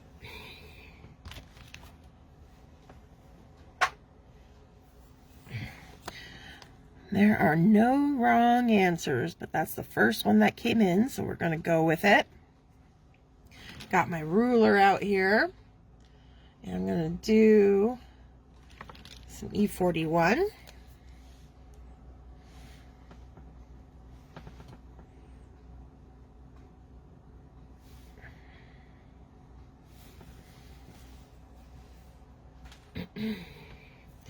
All right, now we'll continue with that mantle, and then we'll get to that floor next.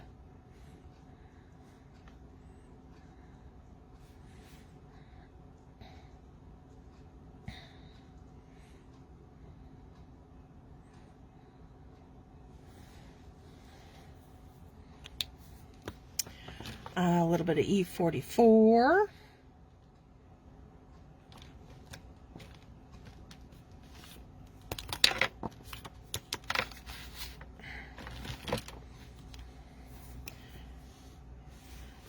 Because you want something a little bit darker. Anywhere we got our shadows from our little swag here. I want to play that up.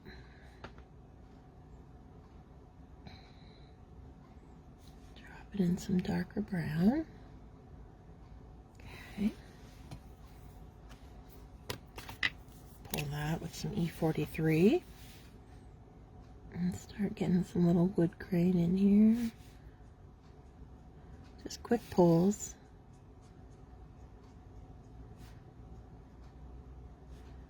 That's probably going to be good enough for our mantle. Okay. Let's go ahead and get that done while I've got the colors out, shall we? So I'm just going to do a whole base of E41.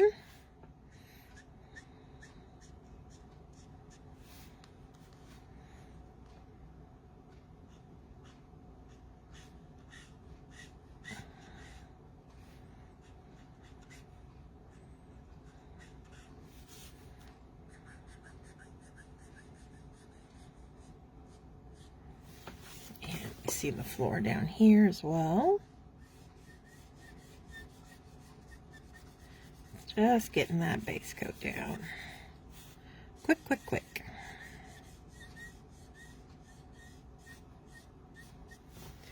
Okay.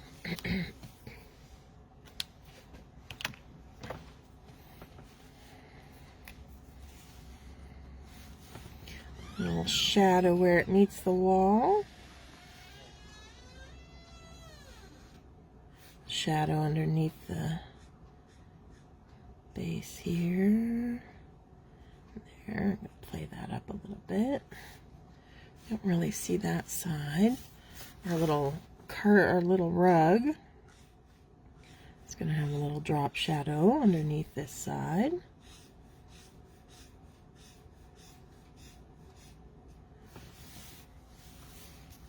Alright, then let's go ahead and get some boards coming up here.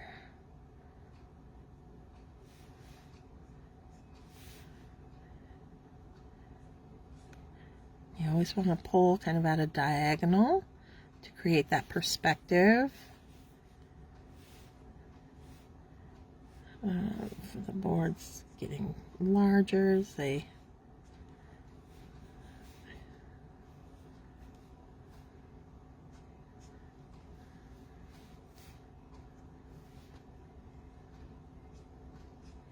there we go.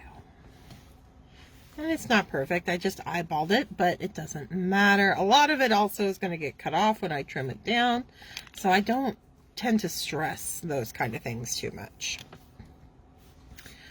All right, pull that out with some E43. And this is the same process no matter what browns you choose. So like if you were going like a darker cherry hardwood, you know, just use your darkest to put in those little slats of wood and then kind of work your way down from there to create the textures in your wood grain.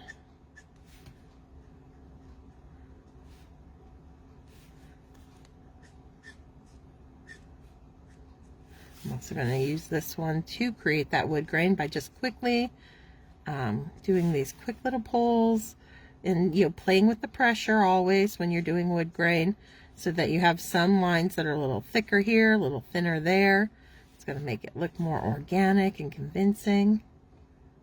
You can do little knots in the wood if you want.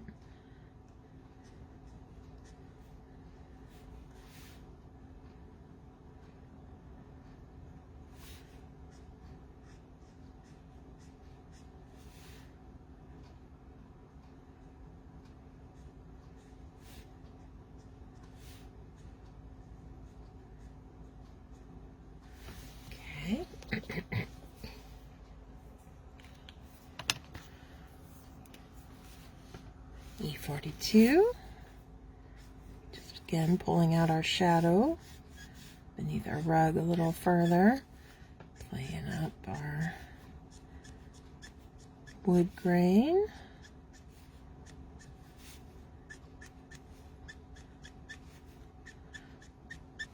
Being a little bit more heavy-handed with my pressure, pulling my wood grain lines with this lighter color than I did with the 43, so that it goes on a little bit broader and wider.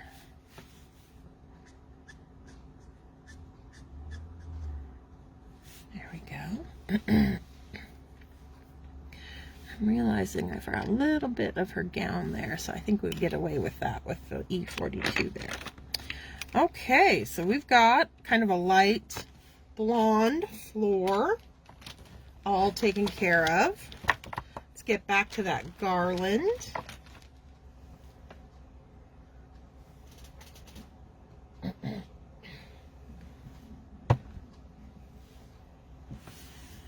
And let's start it with,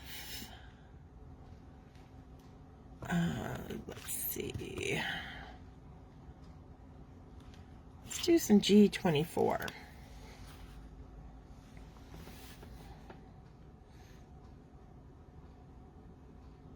I'm going to go right over those berries. We can add them back in after the fact. Easier than trying to color around them.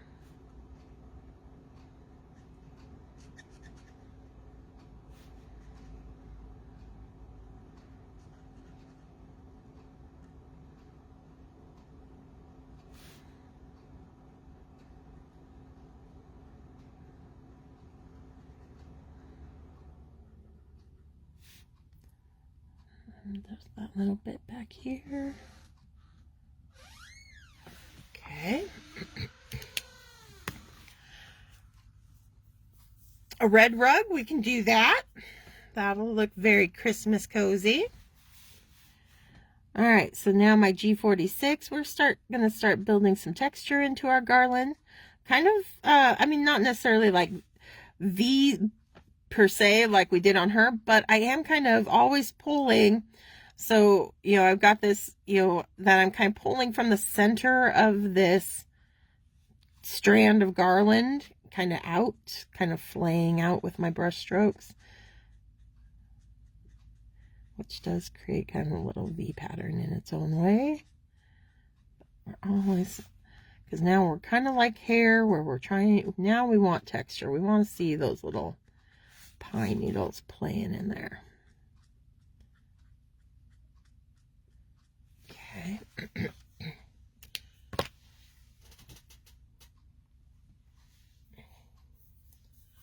Now our darkest is going to be BG99. Same, but smaller. So I'm just quicker, shorter little flicks of the wrist with this guy. Not as much. Again, our darkest colors tend to be the ones I put, you know, use the least amount on, because little goes a long way. Just need that little extra contrast thrown in there.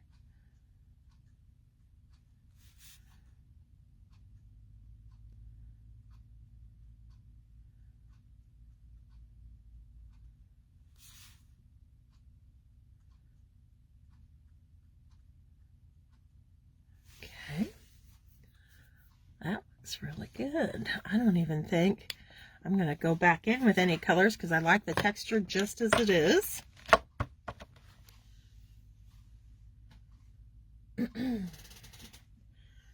All right. So we got our bow. We do have another stocking still hanging on there. Looks like Dad or Mom left their stocking hanging up. So let's just go back to our traditional Christmas red for our bow.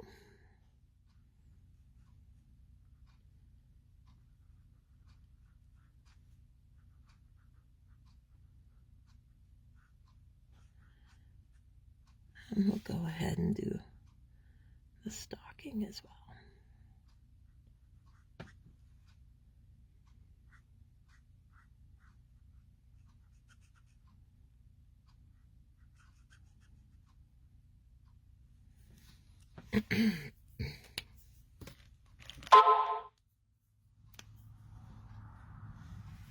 Our 59 inside the turn of each top of that bow. A little bit there. Okay, back side of our stocking here. Little goes a long way.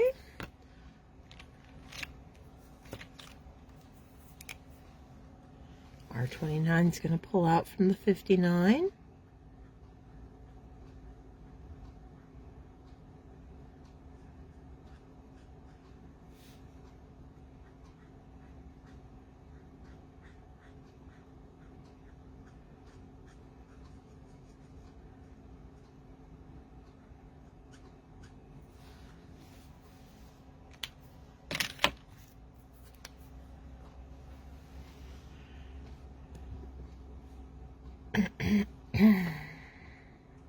Our 27.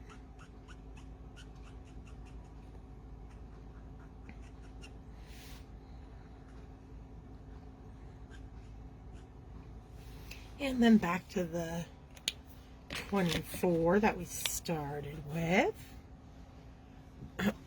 Do red and green since the other is green red. If we can do that, add a little green topper to this one. Just using the 24 to smooth out all our shades of red that we've added to both the bow and the body of that stocking.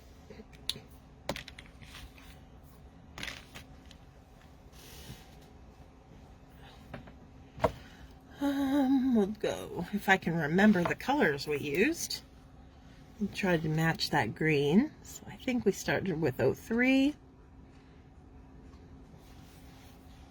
I think we went to 25.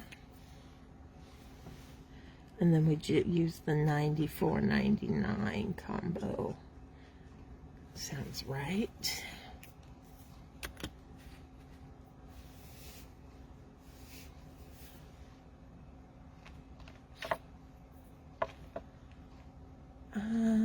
Let's see, there it is.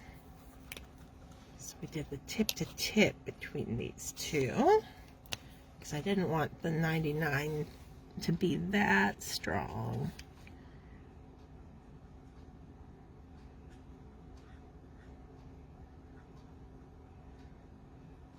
There we go.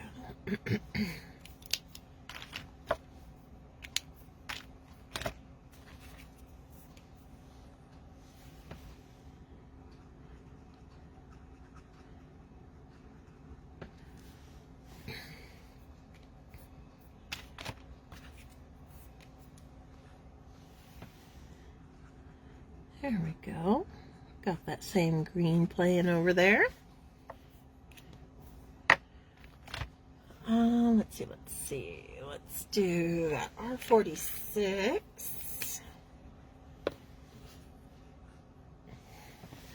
We can add our berries right back in here.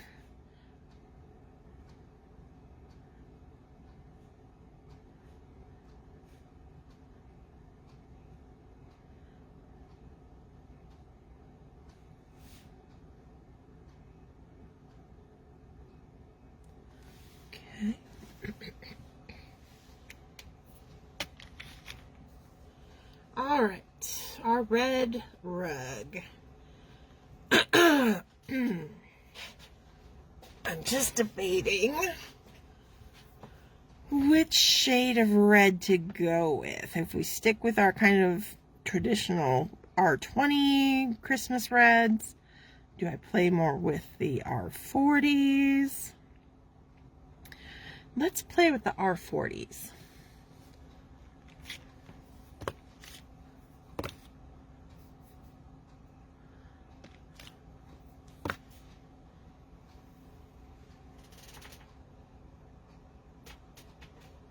Okay. I'm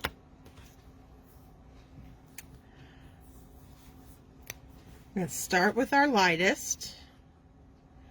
And just like the fireplace, just putting down a base coat. And going to make it nice and smooth, even though we are going to add that soft plushy texture to it. But for our base, we just want to get a nice coat down. Work it carefully around her feet. We're going to work carefully around the kitten.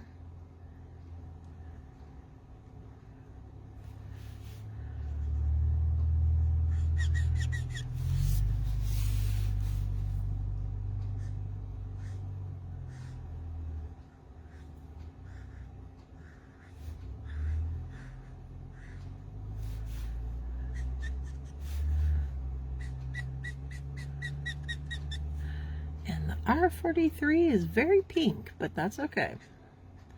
We won't have a pink rug, I promise.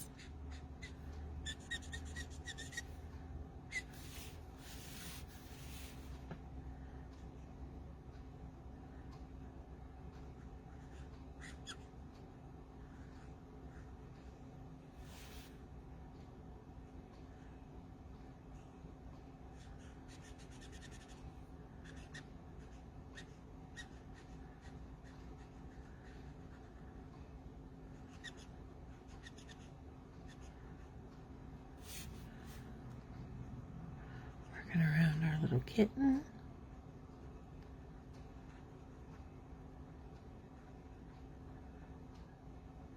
Okay.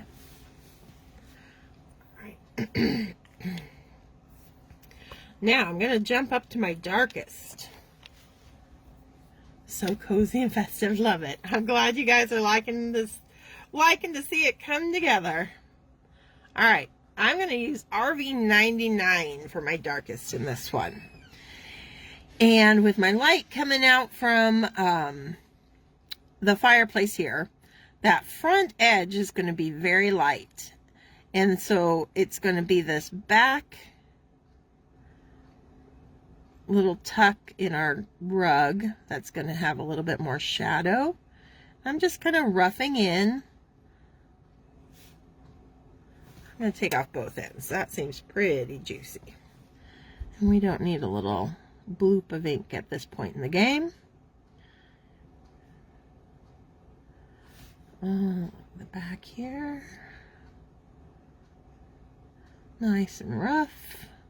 So it's going to be the same thing then, the second kind of round. It's going to be lighter here, and then where it tucks back is where we're going to concentrate our darker shadow colors. Just roughing that in right over the artist drawn lines.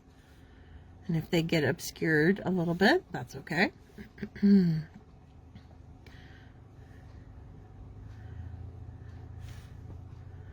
Oh, she kind of covers up back there.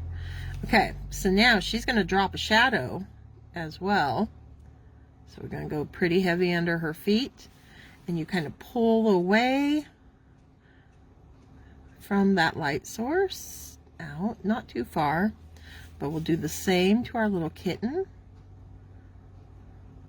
Now he's over here, so his light kind of pulls this way a little bit. Like so. Now the back side of our rug, very dark. It's going to get that same kind of rough, fuzzy application of color along the back side here.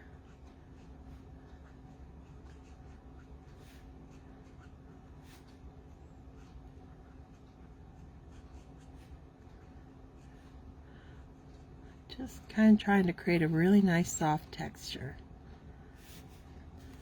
It's going to play up here. So now we got to get some on this side.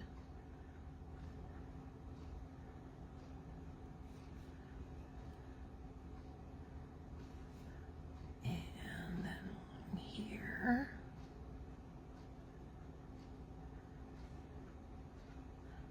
And it's going to look a little crazy. It's going to look a little hot mess for a hot minute, but just hang in there. Okay.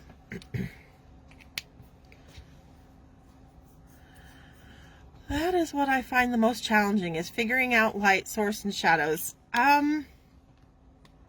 It is something, I mean, it's a learned thing, and the best way is to kind of study. Like, you could set up, like, even on your desk, you know, whatever, you know, some kind of object and everything, and then, like, if you've got a kind of a goosenecked light that you can move around, and just really, and then turn off the rest of the lights in the room and study the way the shading hits it, and it just, in that, it's like the coloring and everything. It's like the more you do it, the more you study it, the more you play with it, the more you just kind of get a feel for it. And it comes a little bit more naturally every single time. But it's something you do, you know, you do got to pay attention to and study at first, just to get that kind of base of knowledge for you to work from. This R59. Let me say, I might have to go a different marker. This one's seeming pretty tacky. Yeah, because it's pretty low on ink. Let's see. Let's make a smarter choice here. Because who's got time to clean a marker right now? Let's try 39 and see if it'll be what we need. That's better. Much better.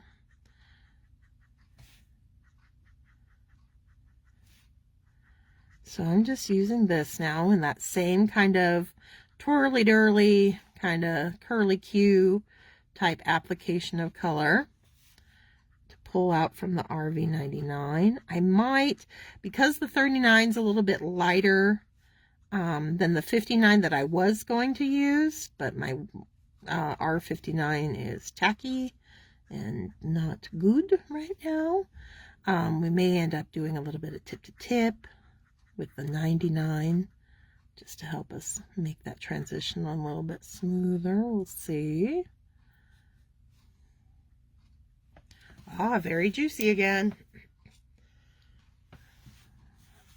Gotta be careful, these reds can be tricky. Pull our shadows on our kitten here a little bit further out. And from our little girl. Okay. Really curly Q in here.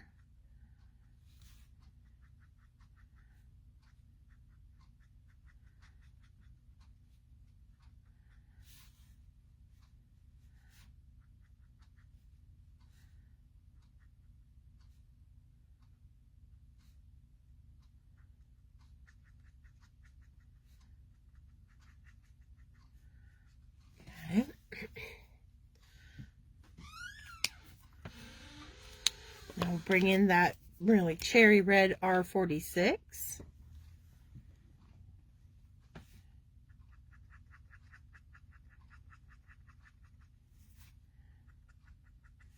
Right over top. And back here on the back side of the rug, I'm going to be very generous with this. We're not really going to see much of that R43 back here. We're going to leave that more towards the front.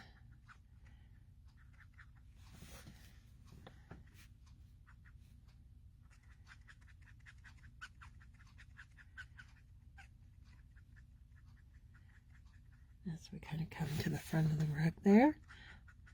It's just like the stonework in the fireplace, whereas we kind of, you know, everything, our darker colors are kind of opposite that light from our fireplace.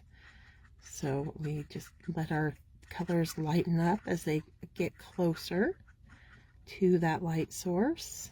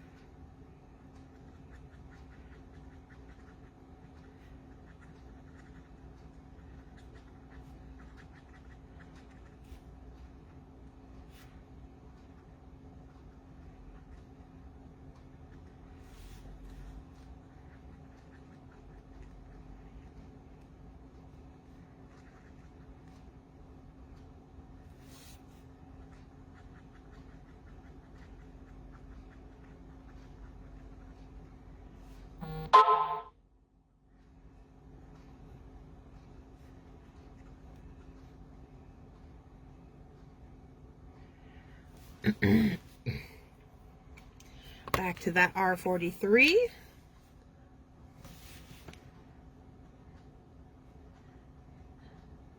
And just dab away, softening.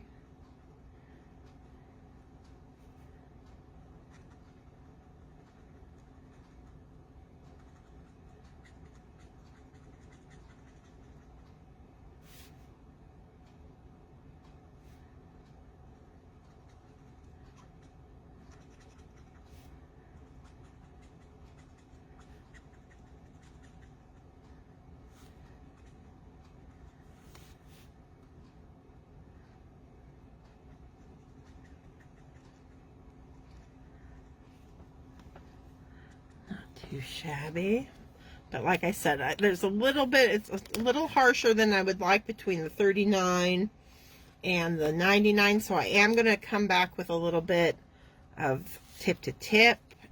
I wouldn't have to do this step if I had a clean R59,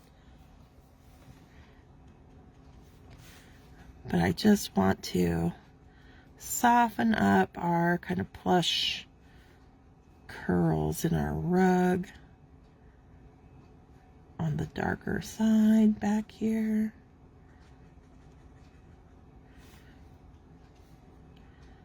Because the 99 is looking a little stark right now.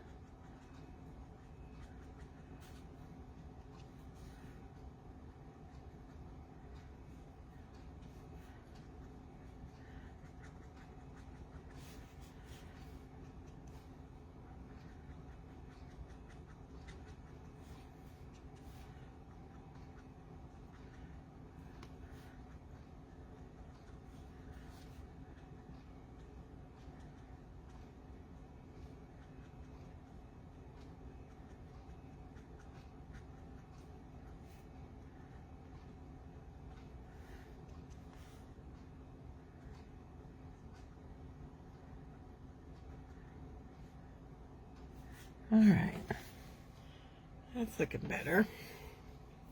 Very deep dark red. I want to wait to color her, hoping today or tomorrow. I love her. I'm so glad.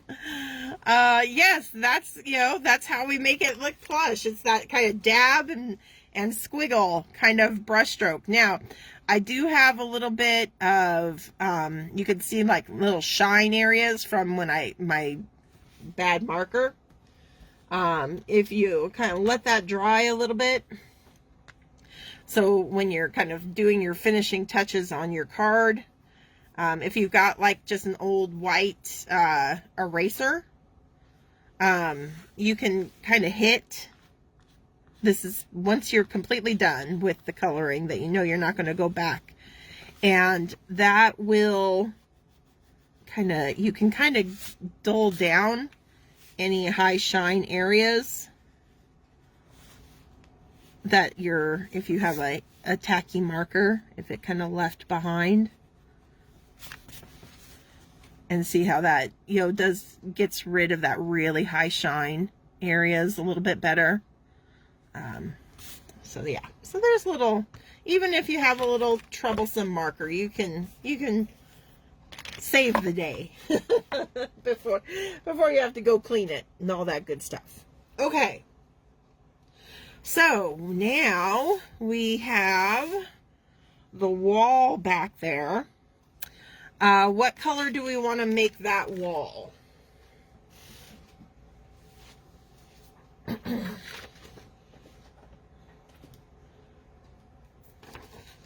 And then we'll be wrapping this one up.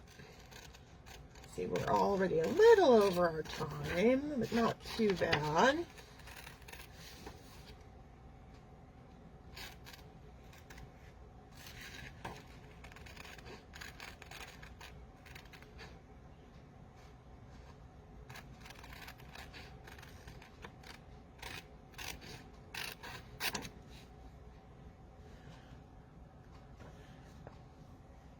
Oh, thanks, Georgette. I'm glad you like that.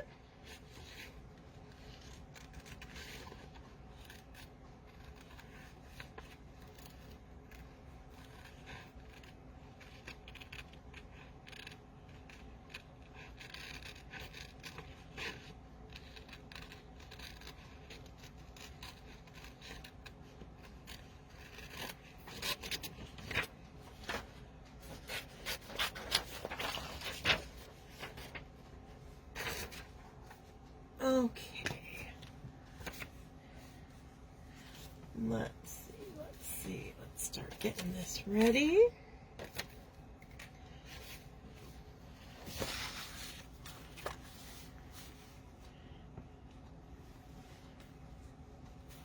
Now, when I printed this out, I also printed it out just on a regular piece of computer paper, thin computer paper, which gave me a nice little mask.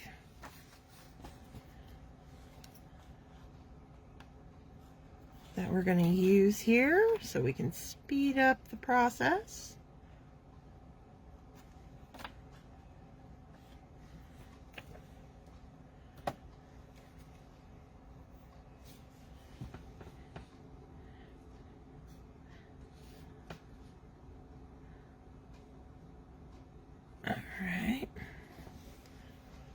La la la la la la la la. When you're fine. And we're gonna go just a little bit above because I want to do a little bit of a kind of footboard here, so I want to leave space for that. So I'm going to bring my mask up just a little bit, and that's going to help hold this mask on and in place. Since it's not tacky, it's just computer paper, but it's an easy way to create a mask with our digis. There we go. Let's go right there. Perfect. Okay.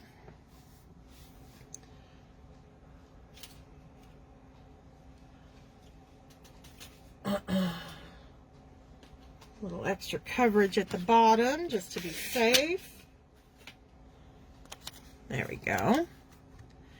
And then I'm going to use a little bit to tack down the top here too. All right, so did we come up with a color yet for our wall?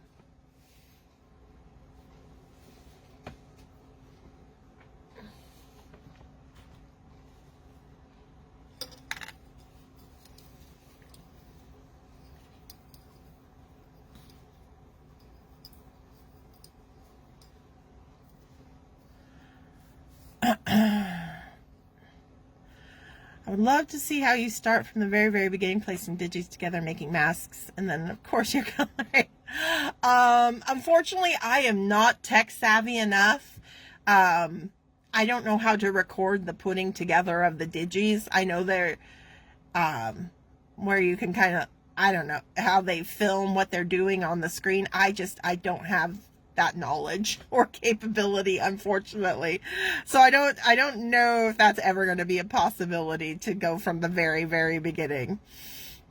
All right, so let's just go maybe a light green. We'll keep it kind of Christmassy. Let's do like G.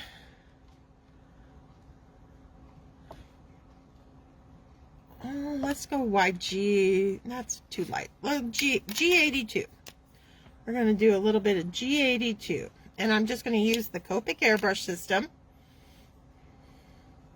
to make it really quick.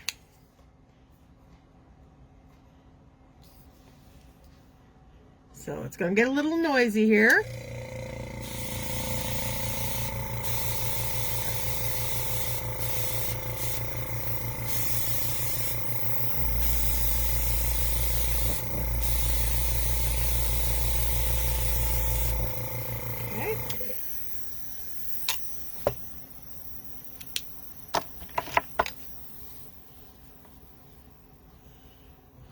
Now, let's see.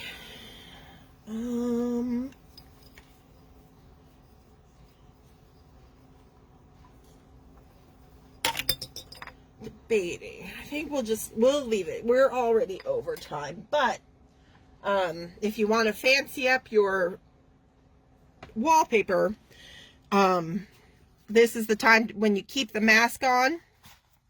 And if you've got some kind of like background stamp, you can just transfer over this whole card front into your MISTI and stamp a pattern onto your wallpaper. But we're just, for the sake of time, we're just going to do a flat paint job on that wall. Voila.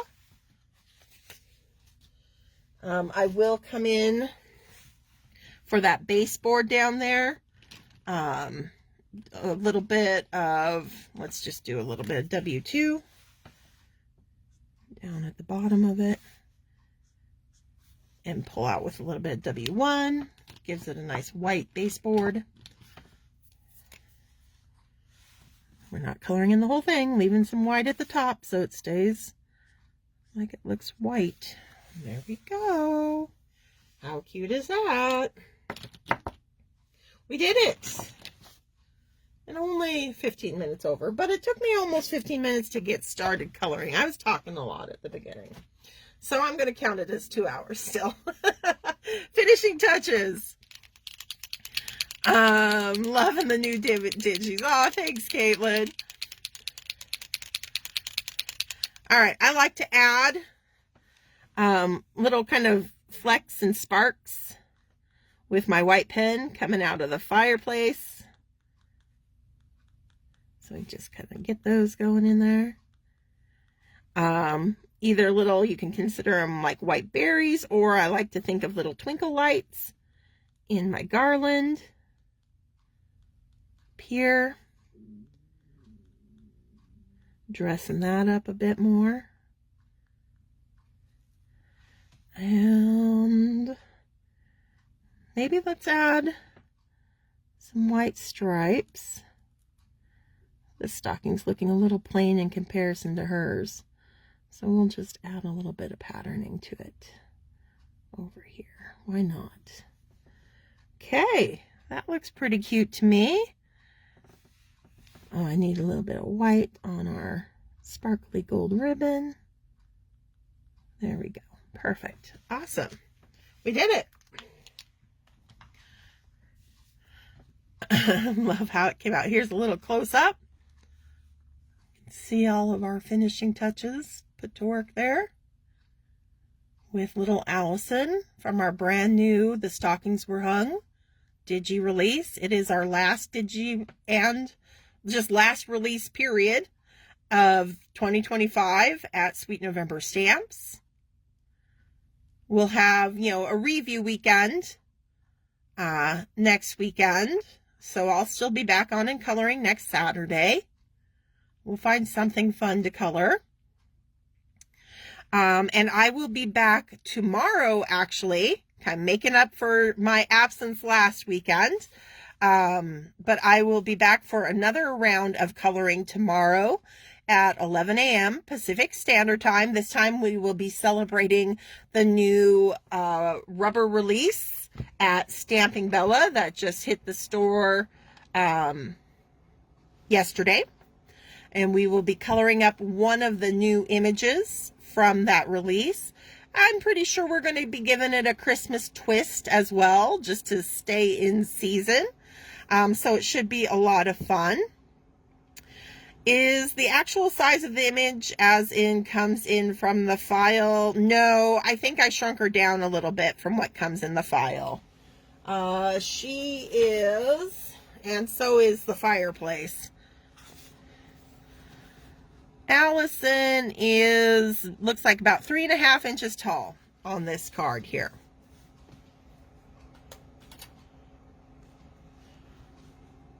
All right, so that's it for today. I had a wonderful time. I hope you did too. And I can't wait to do it all again tomorrow. So hopefully you'll be able to join me for some Stampin' Bella fun. Until then, stay crafty, my friends. Bye.